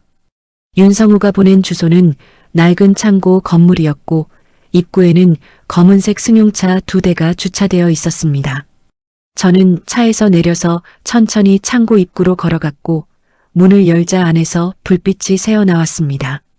창고 안으로 들어가자 윤성우가 철제 의자에 앉아서 저를 기다리고 있었고 그의 옆에는 남자 2명이 서 있었습니다. 어서 오세요, 박정우 씨. 자리 좀 불편하지만 양해해 주세요. 윤성우는 손짓으로 앞에 놓인 의자를 가리켰고 저는 천천히 다가가서 앉았습니다. 윤 사장님, 여기는 왜 이런 곳으로 부르신 겁니까? 윤성우는 주변을 둘러보며 웃었습니다. 조용하고 아무도 없는 곳이 얘기하기 좋잖아요. 박정우 씨도 남들한테 들키고 싶지 않으시죠? 저는 고개를 끄덕이며 윤성우의 눈치를 살폈습니다. 그래서 박정우 씨 생각이 바뀌셨다고 했는데 구체적으로 어떻게 협조하시겠다는 겁니까? 저는 형사가 시킨 대로 조심스럽게 말을 꺼냈습니다. 제가 가지고 있는 거래 서류나 증거 같은 거 다 없앨 수 있습니다. 그리고 혹시 경찰이 연락 오면 아무것도 모른다고 하겠습니다. 윤성우는 만족스러운 표정을 지으며 고개를 끄덕였습니다. 좋습니다. 그런데 박정우 씨 이미 경찰한테 서류를 넘긴 건 아니죠? 저는 순간 긴장했지만 태연하게 대답했습니다. 아니요, 아직 안 넘겼습니다. 제 책상 서랍에 보관하고 있어요. 윤성우는 저를 빤히 쳐다보더니 옆에 서 있던 남자 한 명에게 뭔가 신호를 보냈습니다. 그 남자는 저에게 다가와서 제 주머니와 몸을 수색했고 녹음기와 추적기를 찾으려는 듯 했습니다. 다행히 경찰이 준 장비는 매우 작고 정교해서 발각되지 않았고 남자는 윤성우에게 고개를 끄덕이며 이상 없다는 신호를 보냈습니다. 박정우 씨, 실례를 좀 했네요. 요즘 세상이 워낙 험해서 조심해야 하거든요. 윤성우는 태연하게 말하며 담배를 한 대 꺼내 물었습니다. 그런데 박정우 씨, 왜 갑자기 마음이 바뀌신 겁니까? 며칠 전만 해도 꽤 버티시던데요. 저는 준비했던 대답을 꺼냈습니다. 가족 때문입니다. 제 딸이 겁을 먹고 있어요. 그리고 어머니도 불안해하시고요. 저 혼자 버티다가 가족까지 위험해지면 안 되잖아요. 윤성우는 제 말을 듣고 고개를 끄덕이며 이해한다는 표정을 지었습니다. 현명한 선택입니다.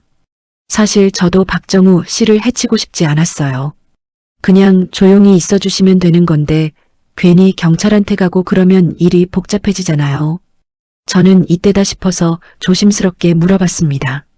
그런데 윤 사장님, 저도 궁금한 게 있는데요. 그 트럭이 대체 어디에 쓰인 겁니까? 그리고 왜 저를 이렇게까지 조심하는 겁니까? 윤성호는 담배 연기를 길게 내뿜으며 저를 쳐다봤습니다. 굳이 알 필요는 없지만 어차피 박정우 씨랑 한 배를 타게 된 거니까 말씀드리죠.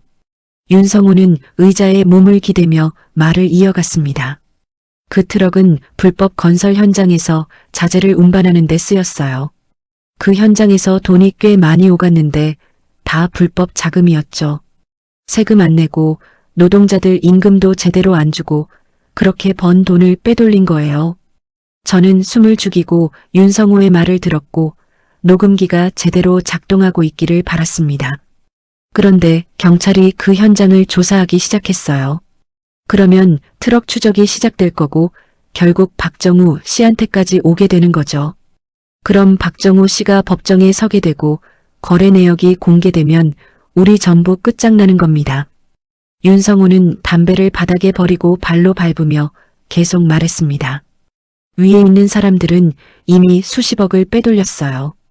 그 돈이 드러나면 감옥은 기본이고 재산도 다 날아가죠.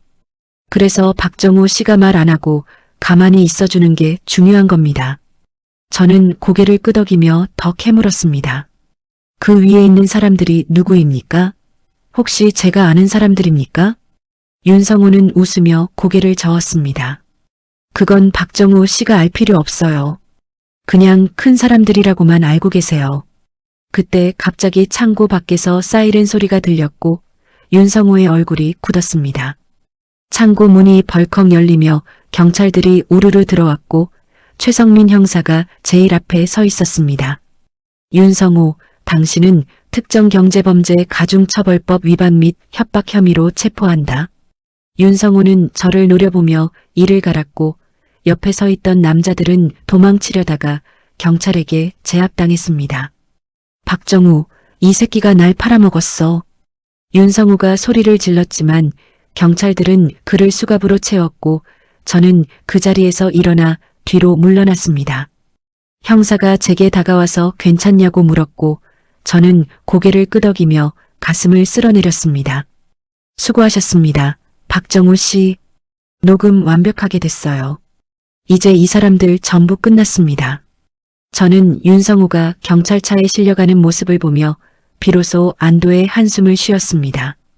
하지만 동시에 이게 정말 끝인지 아니면 또 다른 위험이 기다리고 있는 건 아닌지 윤성호가 체포된 후 며칠 동안은 평화로웠고 저는 이제 모든 게 끝났다고 생각했습니다.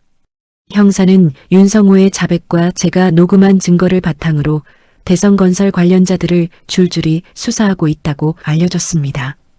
저는 평소처럼 회사에 출근했고 딸아이도 학교에 보냈으며 어머니한테도 이제 안심하셔도 된다고 말씀드렸습니다. 하지만 그 평화는 일주일도 채 지속되지 못했습니다. 어느 날 저녁 저는 회사에서 야근을 하고 있었는데 어머니한테서 다급한 전화가 걸려왔습니다. 정우야, 집에 누가 다녀갔어? 문고리에 쪽지가 붙어 있었어. 어머니의 목소리는 떨리고 있었고 저는 심장이 쿵 내려앉는 걸 느꼈습니다. 엄마, 쪽지에 뭐라고 써 있어요? 어머니는 숨을 고르며 떨리는 목소리로 읽어주셨습니다. 윤성호는 끝이 아니다. 조용히 하지 않으면 가족이 다친다. 저는 즉시 자리에서 일어나 어머니한테 문을 절대 열지 말고 제가 갈 때까지 기다리라고 했습니다. 동시에 최성민 형사에게 전화를 걸었지만 형사는 받지 않았습니다. 저는 몇 번이나 더 전화를 걸었지만 계속 연결되지 않았고 불안감은 점점 커져만 갔습니다. 급히 회사를 나와서 차를 몰고 어머니 집으로 향했지만 가는 내내 온갖 나쁜 생각들이 머릿속을 스쳤습니다. 어머니 아파트에 도착해서 주차를 하고 엘리베이터를 탔을 때 복도 끝에서 낯선 남자 한 명이 서 있는 게 보였습니다.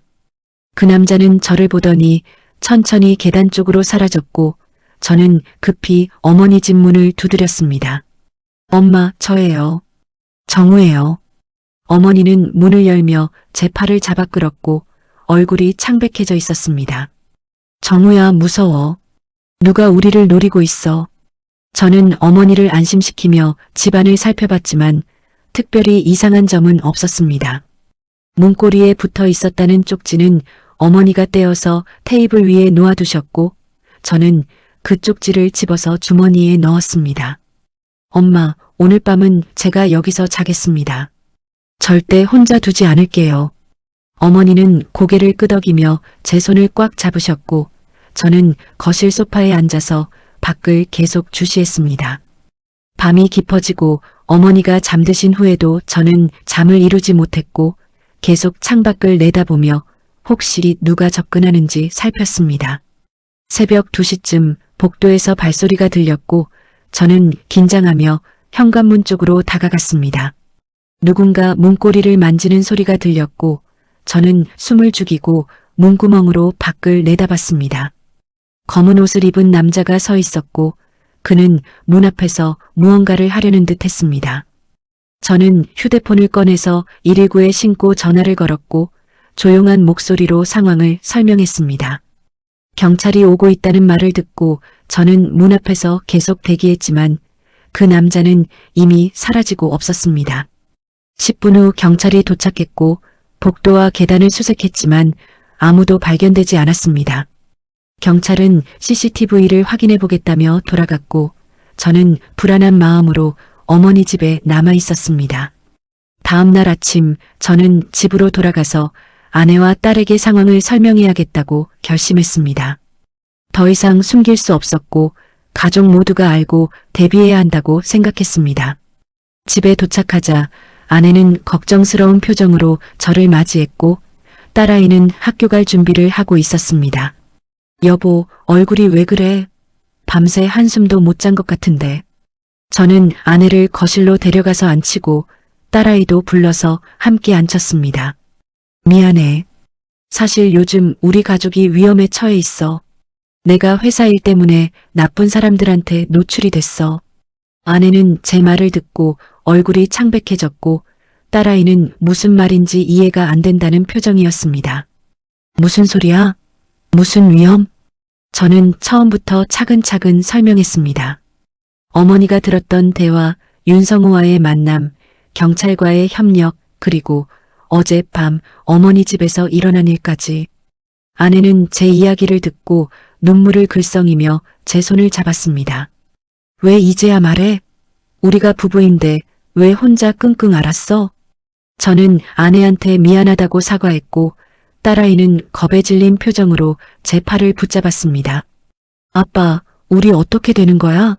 나쁜 사람들이 우리를 해칠 수도 있어? 저는 딸아이를 안으며 절대 그런 일은 없을 거라고 안심시켰지만 사실 저도 확신이 없었습니다. 그때 현관 초인종이 울렸고 우리 가족은 모두 얼어붙었습니다. 저는 조심스럽게 현관으로 다가가서 문구멍으로 밖을 내다봤고 최성민 형사가 서 있는 걸 보고 안도했습니다. 문을 열자 형사는 심각한 표정으로 들어왔습니다. 박정우 씨, 급한 소식이 있습니다. 어제 윤성호가 구치소에서 면회를 받았는데 그 사람이 외부 조직원이었어요. 형사의 말에 저는 다리에 힘이 풀리는 것 같았습니다. 무슨 말씀이세요? 윤성호가 구치소에 있는데 어떻게? 형사는 한숨을 쉬며 설명했습니다. 윤성호는 그냥 말단이었어요. 진짜 큰손들은 아직 밖에 있고 그들이 박정우 씨를 완전히 침묵시키려고 하는 겁니다. 어제 어머님 집에 쪽지를 붙인 것도 새벽에 문 앞에 나타난 것도 그들의 소행입니다. 저는 주저앉으며 머리를 감싸쥐었습니다. 그럼 이제 어떻게 해야 합니까? 윤성호 잡았다고 끝난 게 아니었어요? 형사는 심각한 표정으로 고개를 저었습니다. 죄송합니다. 제가 너무 안이하게 생각했습니다. 이제 박정우 씨 가족 전체를 보호시설로 옮겨야 할 것 같습니다. 아내는 형사의 말을 듣고 울음을 터뜨렸고 딸아이는 겁에 질려서 제 품에 파고들었습니다.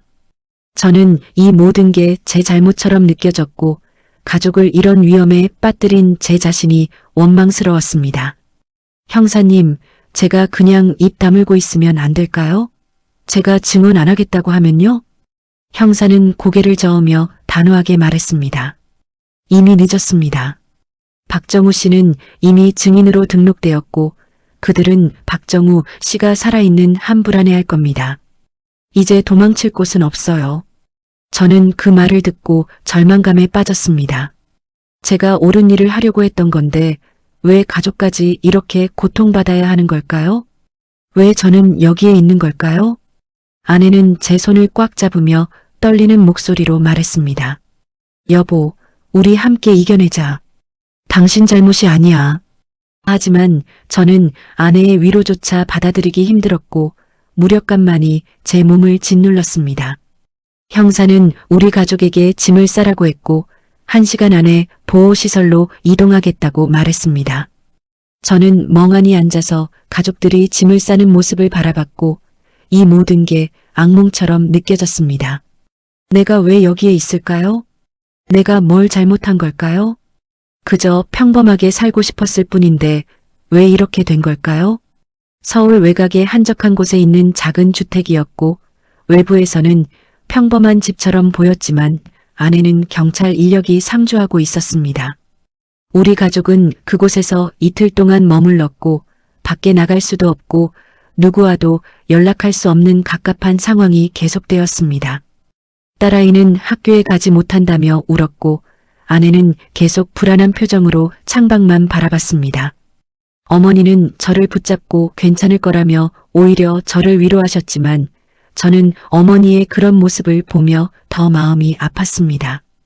이틀째 되던 날 저녁 최성민 형사가 보호시설로 찾아왔고 그의 얼굴에는 처음으로 밝은 표정이 보였습니다. 박정호 씨, 좋은 소식이 있습니다. 형사는 우리 가족을 거실로 모으고 앉더니 설명을 시작했습니다. 윤성우를 조사하면서 그의 휴대폰과 이메일 기록을 분석했는데 거기서 결정적인 증거들이 나왔습니다.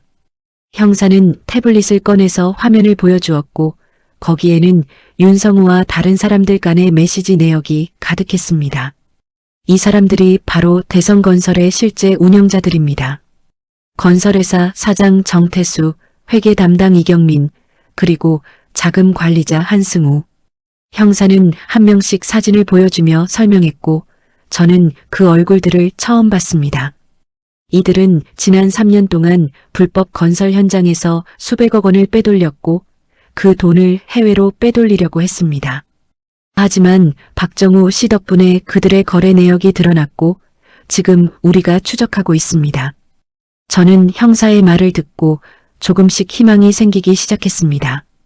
그럼 그 사람들을 잡을 수 있다는 말씀이세요? 형사는 고개를 끄덕이며 확신에 찬 목소리로 대답했습니다.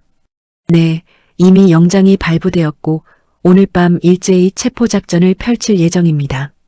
그리고 한 가지 더 중요한 게 있습니다. 형사는 잠시 말을 멈추고 저를 똑바로 쳐다봤습니다. 사실 저희가 박정우 씨를 보호시설로 옮긴 건 단순히 보호하기 위해서만은 아니었습니다. 그들이 박정우 씨를 노리고 있다는 걸 알고 일부러 박정우 씨를 숨긴 겁니다. 그러면 그들이 초조해져서 실수를 하게 되거든요. 저는 형사의 말에 놀라서 물었습니다. 그럼 우리를 미끼로 쓴 건가요? 형사는 미안하다는 표정을 지으며 고개를 숙였습니다. 정확히 말하면 미끼는 아니고 박정우 씨를 안전하게 보호하면서 동시에 그들의 움직임을 유도한 겁니다. 그리고 성공했어요. 어젯밤에 그들 중 한 명이 박정우 씨 집 근처를 배회하다가 우리 잠복팀에 걸렸습니다. 아내는 깜짝 놀라서 형사를 쳐다봤습니다. 우리 집에요? 언제요? 형사는 태블릿을 조작해서 CCTV 화면을 보여주었고 거기에는 검은 옷을 입은 남자가 우리 집 주변을 어슬렁거리는 모습이 찍혀 있었습니다. 이 사람은 한승우의 부하로 확인되었고 지금 조사를 받고 있습니다. 그의 자백으로 한승우의 위치를 파악했고 오늘 밤에 체포할 겁니다. 저는 형사의 말을 듣고 가슴이 두근거리기 시작했습니다. 그럼 이제 정말 끝나는 건가요? 형사는 고개를 끄덕이며 확신 있게 대답했습니다. 네, 오늘 밤만 넘기면 됩니다. 그들이 모두 체포되면 박정우 씨 가족은 안전해집니다. 그날 밤 저는 거실 소파에 앉아서 형사가 보내주는 실시간 상황을 핸드폰으로 확인했습니다. 밤 11시 경찰 특공대가 정태수의 집으로 진입했고 정태수는 저항 없이 체포되었습니다. 자정 무렵 이경민은 사무실에서 서류를 소각하려다가 급습한 경찰에게 붙잡혔습니다. 새벽 1시 한승우는 인천항에서 해외로 도주하려다가 공항 경찰에 의해 검거되었습니다. 형사에게서 문자가 왔습니다. 모두 체포 완료. 박정우 씨 가족 이제 안전합니다. 저는 그 문자를 보고 눈물이 날 것 같았고 옆에 있던 아내한테 보여줬습니다. 아내는 저를 꽉 안으며 울음을 터뜨렸고 저도 아내를 안으며 긴장이 풀렸습니다. 다음 날 아침 형사가 다시 찾아왔고 우리 가족을 집으로 데려다 주었습니다. 차 안에서 형사는 앞으로의 절차를 설명했습니다. 박정우 씨는 앞으로 법정 증인으로 출석하셔야 합니다. 하지만 이제 위협은 없으니 평범하게 생활하시면 됩니다. 저는 고개를 끄덕이며 형사에게 감사하다고 인사했습니다. 형사님 덕분에 제 가족이 살았습니다. 정말 감사합니다. 형사는 손을 내저으며 웃었습니다. 제 일을 한 것뿐입니다. 사실 박정우 씨가 용기를 내서 협조해주지 않았으면 이 사건은 영영 미궁에 빠졌을 겁니다. 오히려 제가 감사해야죠. 집에 도착했을 때 저는 익숙한 현관문을 보며 감회가 새로웠습니다. 이틀 동안 떠나 있었을 뿐인데 마치 몇 달 만에 돌아온 것처럼 느껴졌습니다. 아내는 집안을 청소하기 시작했고 딸아이는 방으로 들어가서 학교 준비를 했습니다. 저는 어머니한테 전화를 걸어서 모든 게 해결되었다고 말씀드렸고 어머니는 안도의 한숨을 쉬셨습니다. 정우야, 엄마는 내가 옳은 일을 했다고 생각해. 힘들었지만 잘 버텨줘서 고마워.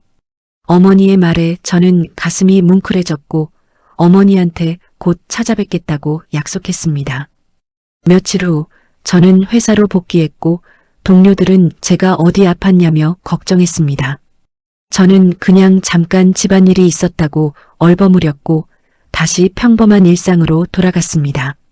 고객 상담을 하고 차량 매매 계약서를 작성하고 동료들과 점심을 먹는 평범한 하루가 이어졌습니다. 하지만 이제 저는 예전의 제가 아니었습니다. 한 통의 전화로 시작된 이 사건을 통해 저는 가족의 소중함을 다시 깨달았고 옳은 일을 하는 게 얼마나 어려운지도 알게 되었습니다. 그리고 무엇보다 어머니의 직감이 저를 구했다는 걸 잊지 않았습니다. 만약 어머니가 그날 식당에서 그 대화를 듣지 못했다면, 만약 어머니가 저한테 전화하지 않았다면 저는 어떻게 되었을까요? 어쩌면 저는 모르는 사이에 더 큰 위험에 빠졌을지도 모릅니다. 한 달 후 저는 법정에 증인으로 출석했습니다. 판사 앞에서 저는 윤성우와의 거래 과정, 그가 했던 협박, 그리고 창고에서 들었던 자백을 또박또박 증언했습니다. 윤성우와 정태수, 이경민, 한승우는 모두 피고석에 앉아 있었고 그들은 저를 노려봤지만 저는 흔들리지 않았습니다. 재판이 끝나고 법정을 나올 때 형사가 저를 기다리고 있었습니다. 수고하셨습니다. 박정우 씨. 오늘 증언으로 그들의 유죄는 확실해졌어요. 저는 형사와 악수를 나누고 법원을 나왔습니다. 밖에서는 아내와 딸아이 그리고 어머니가 저를 기다리고 있었습니다. 어머니는 저를 보더니 환하게 웃으셨고 저는 어머니를 꽉 안았습니다. 엄마, 다 끝났어요. 이제 정말 끝났어요. 어머니는 제 등을 토닥이며 말씀하셨습니다. 잘했어, 정우야. 정말 잘했어. 석 달 동안 저는 여러 번 법정에 출석해야 했고 매번 증언대에 설 때마다 긴장했습니다. 하지만 최성민 형사는 항상 법정 밖에서 저를 기다려 주었고 증언이 끝나면 격려의 말을 건네주었습니다. 박정우 씨 증언 덕분에 검사 측 입장이 훨씬 강해졌어요. 이대로만 가면 그들 전부 중형을 받을 겁니다.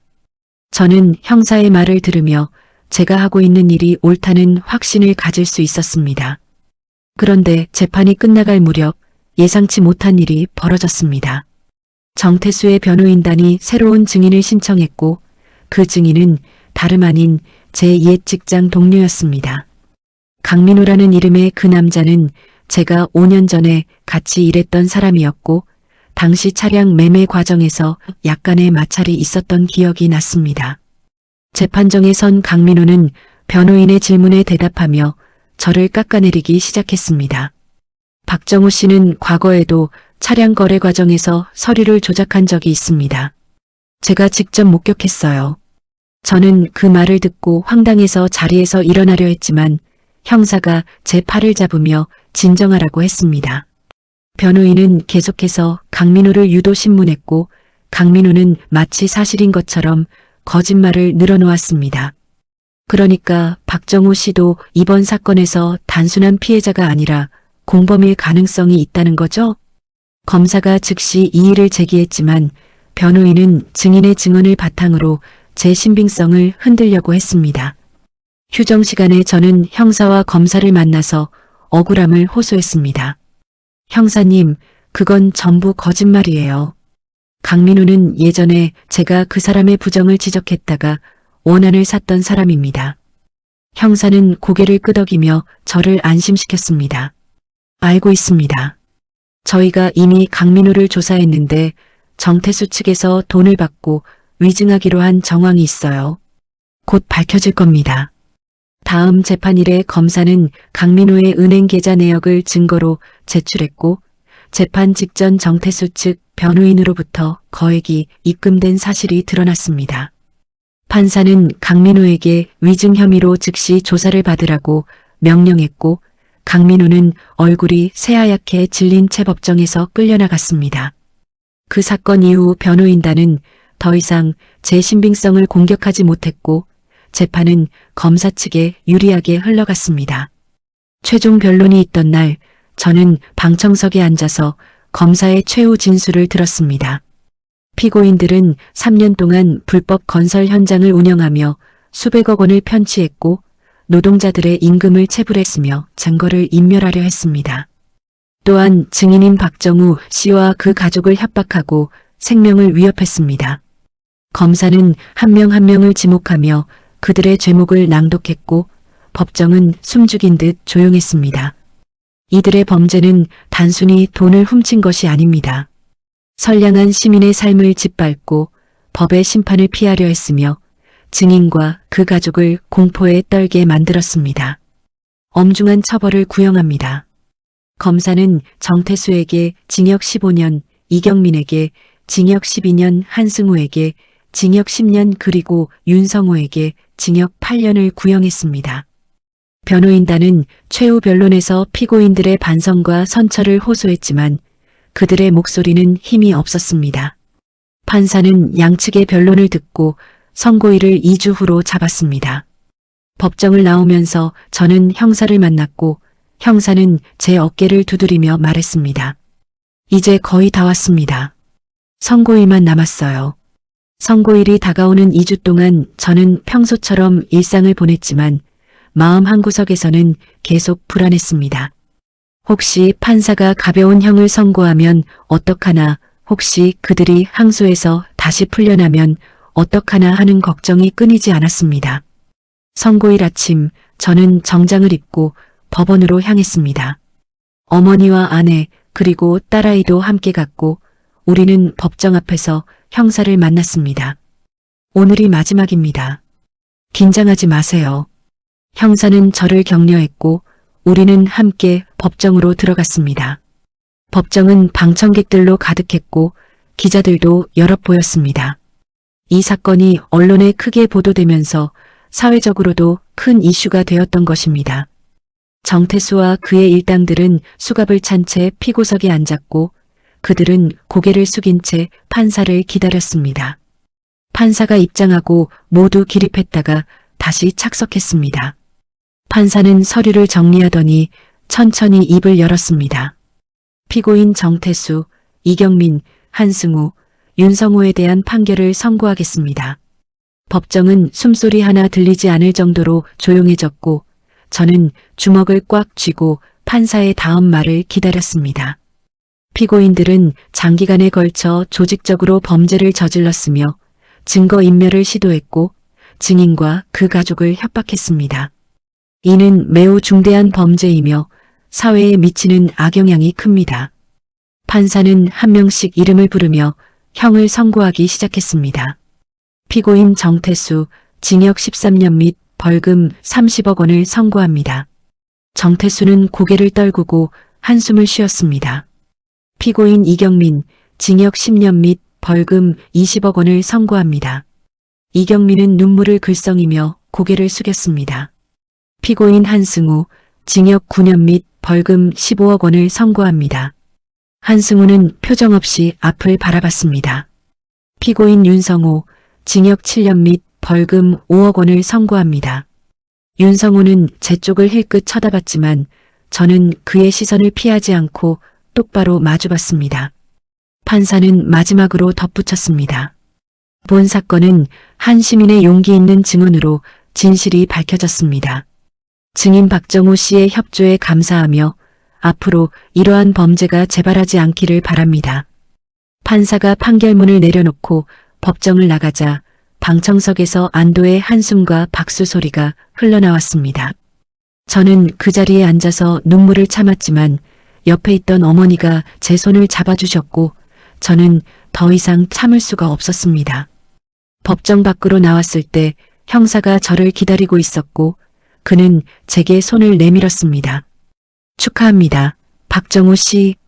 정의가 승리했습니다. 저는 형사의 손을 잡으며 진심으로 감사하다고 말했습니다. 형사님이 없었으면 저는 여기까지 오지 못했을 겁니다. 형사는 고개를 저으며 웃었습니다. 박정우 씨의 용기가 없었으면 이 사건은 영원히 묻혔을 겁니다. 진짜 영웅은 박정우 씨예요. 법원을 나와서 아내와 딸아이 그리고 어머니와 함께 식당으로 갔습니다. 오랜만에 가족들과 함께 식사를 하며 웃고 떠들었고 그 시간이 너무나 소중하게 느껴졌습니다. 식사를 마치고 집으로 돌아가는 차 안에서 어머니가 말씀하셨습니다. 정우야, 엄마가 그날 전화한 거 잘한 거지? 저는 어머니를 돌아보며 환하게 웃었습니다. 엄마가 저를 구했어요. 엄마의 직감이 우리 가족을 구한 거예요. 어머니는 제 손을 꽉 잡으며 흐뭇하게 웃으셨습니다. 모든 게 연결되어 있었습니다. 어머니가 식당에서 우연히 들은 대화, 그 전화 한 통, 제가 용기를 낸 것, 형사의 도움, 그리고 법정에서의 증언까지 모든 퍼즐 조각들이 맞춰지면서 진실이 드러났고 정의가 실현된 것입니다. 끝난 후 석 달이 지났고 저는 다시 평범한 일상으로 돌아왔습니다. 아침에 일어나서 출근하고 고객들을 만나고 저녁에 가족과 함께 저녁을 먹는 그런 평범한 하루들이었습니다. 하지만 예전과는 달랐던 점이 있다면 저는 이제 매일매일이 얼마나 소중한지 알게 되었다는 것입니다. 회사 동료들은 제가 법정 증인으로 섰다는 사실을 알게 되었고 처음에는 조심스럽게 물어보다가 나중에는 존경한다는 말을 해주었습니다. 정호 씨, 저라면 못했을 것 같아요. 가족이 위협받는데 용기 내기 쉽지 않았을 텐데. 김 대리가 커피를 건네며 말했고 저는 쑥스럽게 웃으며 대답했습니다. 저도 처음엔 무서웠어요. 근데 도망치면 안 된다는 걸 알았어요. 누군가는 해야 하는 일이잖아요. 회사에서는 제게 모범사원상을 주었고 작은 상금도 받았습니다. 사장님은 시상식에서 제 손을 잡으며 말씀하셨습니다. 박 대리, 자네 덕분에 우리 회사도 빛이 났네. 앞으로도 정직하게 일해주게. 저는 고개를 숙여 인사하며 감사하다고 말했습니다. 어느 주말 저는 가족들과 함께 어머니 집을 방문했습니다. 어머니는 현관문을 활짝 열고 우리를 맞이하셨고 예전처럼 따뜻한 미소를 지으셨습니다. 어서 와, 얼마나 기다렸는지 몰라. 어머니는 우리를 위해 정성껏 음식을 준비하셨고 식탁에는 제가 좋아하는 갈비찜과 잡채 그리고 각종 반찬들이 가득했습니다. 엄마, 이거 다 언제 준비하셨어요? 저는 놀라서 물었고 어머니는 웃으며 대답하셨습니다. 며칠 전부터 조금씩 준비했지. 우리 정우 고생했는데 맛있는 거 먹어야지. 식사를 하면서 우리는 그동안 있었던 일들을 이야기했고 이제는 웃으면서 이야기할 수 있게 되었습니다. 엄마, 그때 엄마가 전화 안 하셨으면 전 정말 큰일 날 뻔했어요. 저는 진심으로 말했고 어머니는 제 손을 꽉 잡으며 말씀하셨습니다. 엄마는 그냥 느낌이 왔어. 내가 위험하다는 걸 알았어. 엄마가 너를 지켜줘야 한다고 생각했지. 어머니의 눈에는 눈물이 글썽거렸고 저도 코끝이 찡해졌습니다.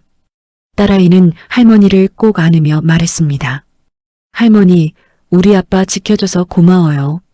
어머니는 딸아이의 머리를 쓰다듬으며 환하게 웃으셨습니다. 식사를 마치고 우리는 거실에 모여 앉아서 TV를 보다가 뉴스에서 대성건설 사건이 다시 보도되는 걸 보았습니다. 불법 건설 현장에서 수백억 원을 편취한 일당이 모두 실형을 선고받았습니다. 이번 사건은 한 시민의 용기 있는 증언으로 진실이 밝혀졌는데요.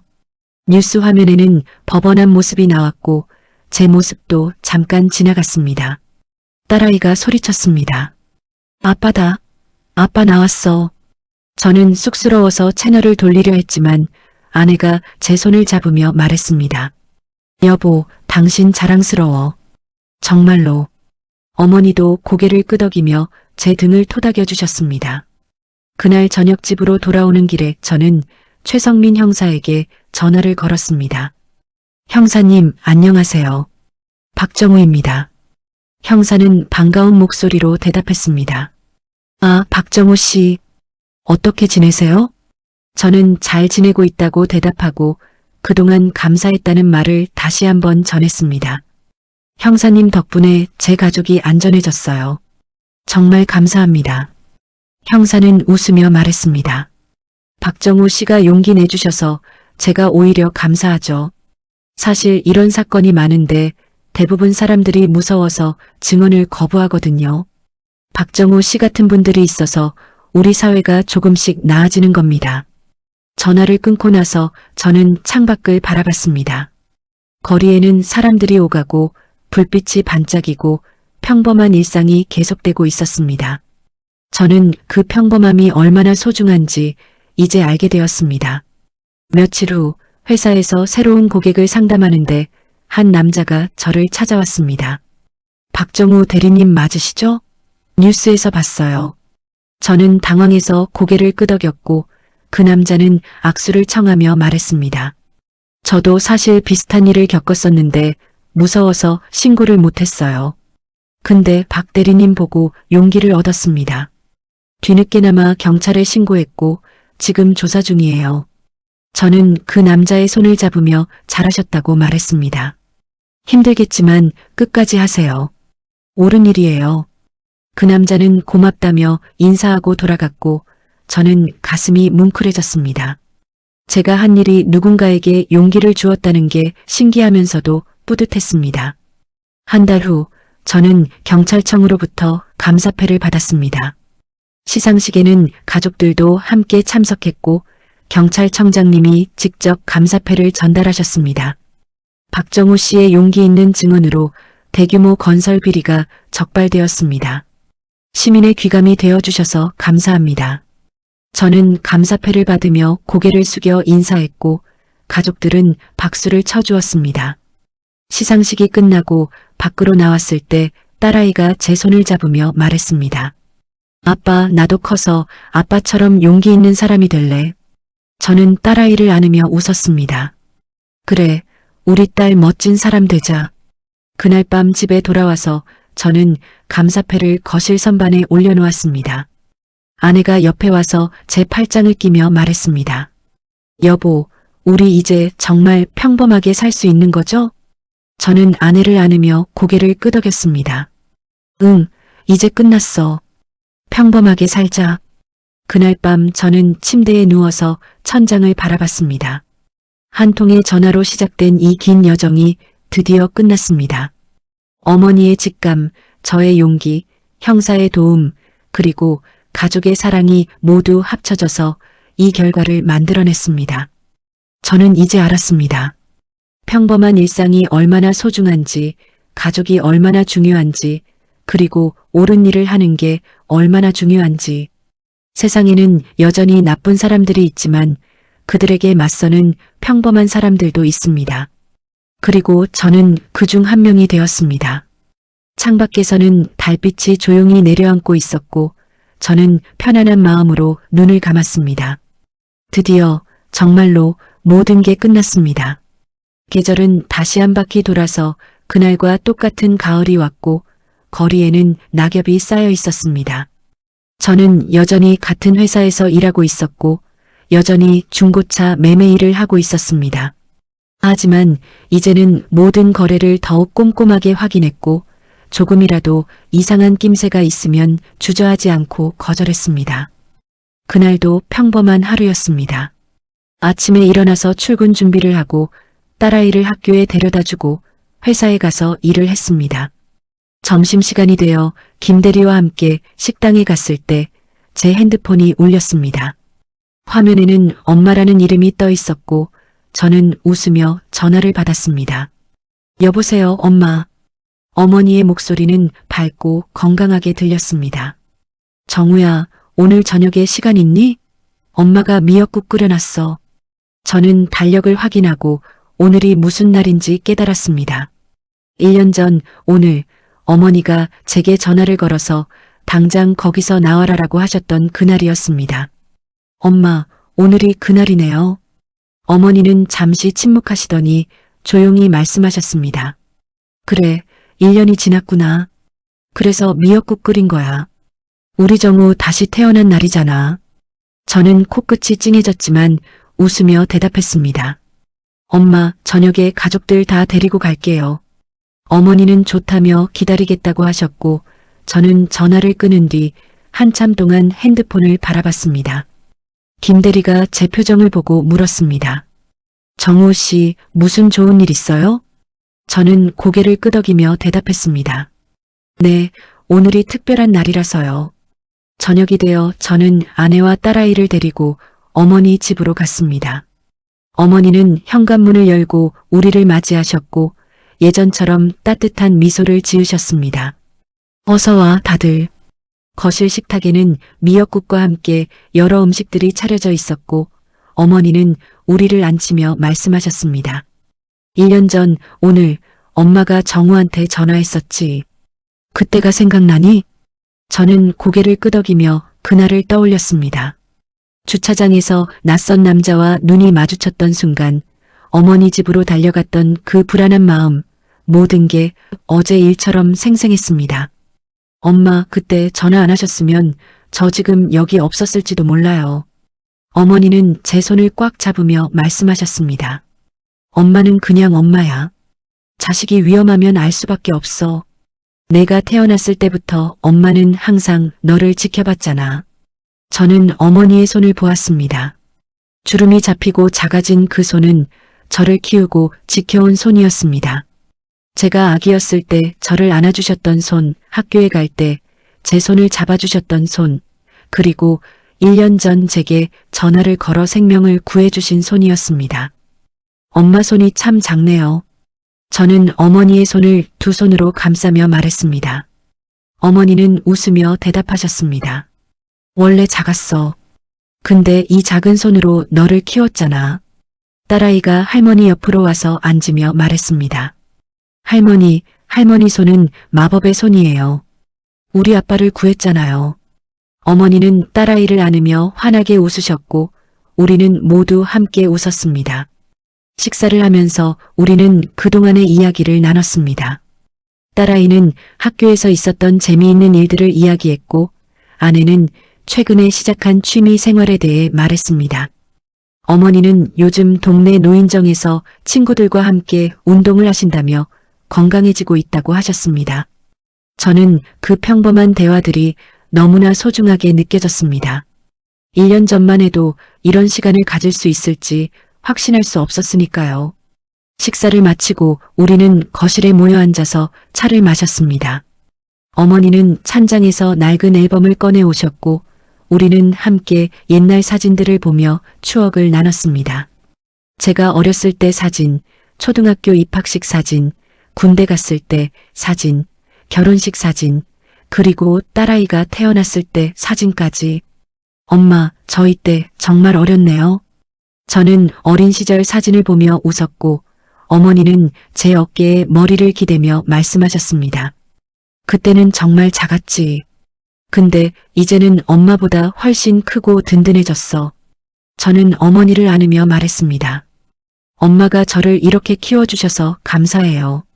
어머니는 제 등을 토닥이며 아무 말씀도 하지 않으셨지만 그 침묵 속에 모든 것이 담겨 있었습니다. 밤이 깊어지고 우리는 집으로 돌아갈 준비를 했습니다.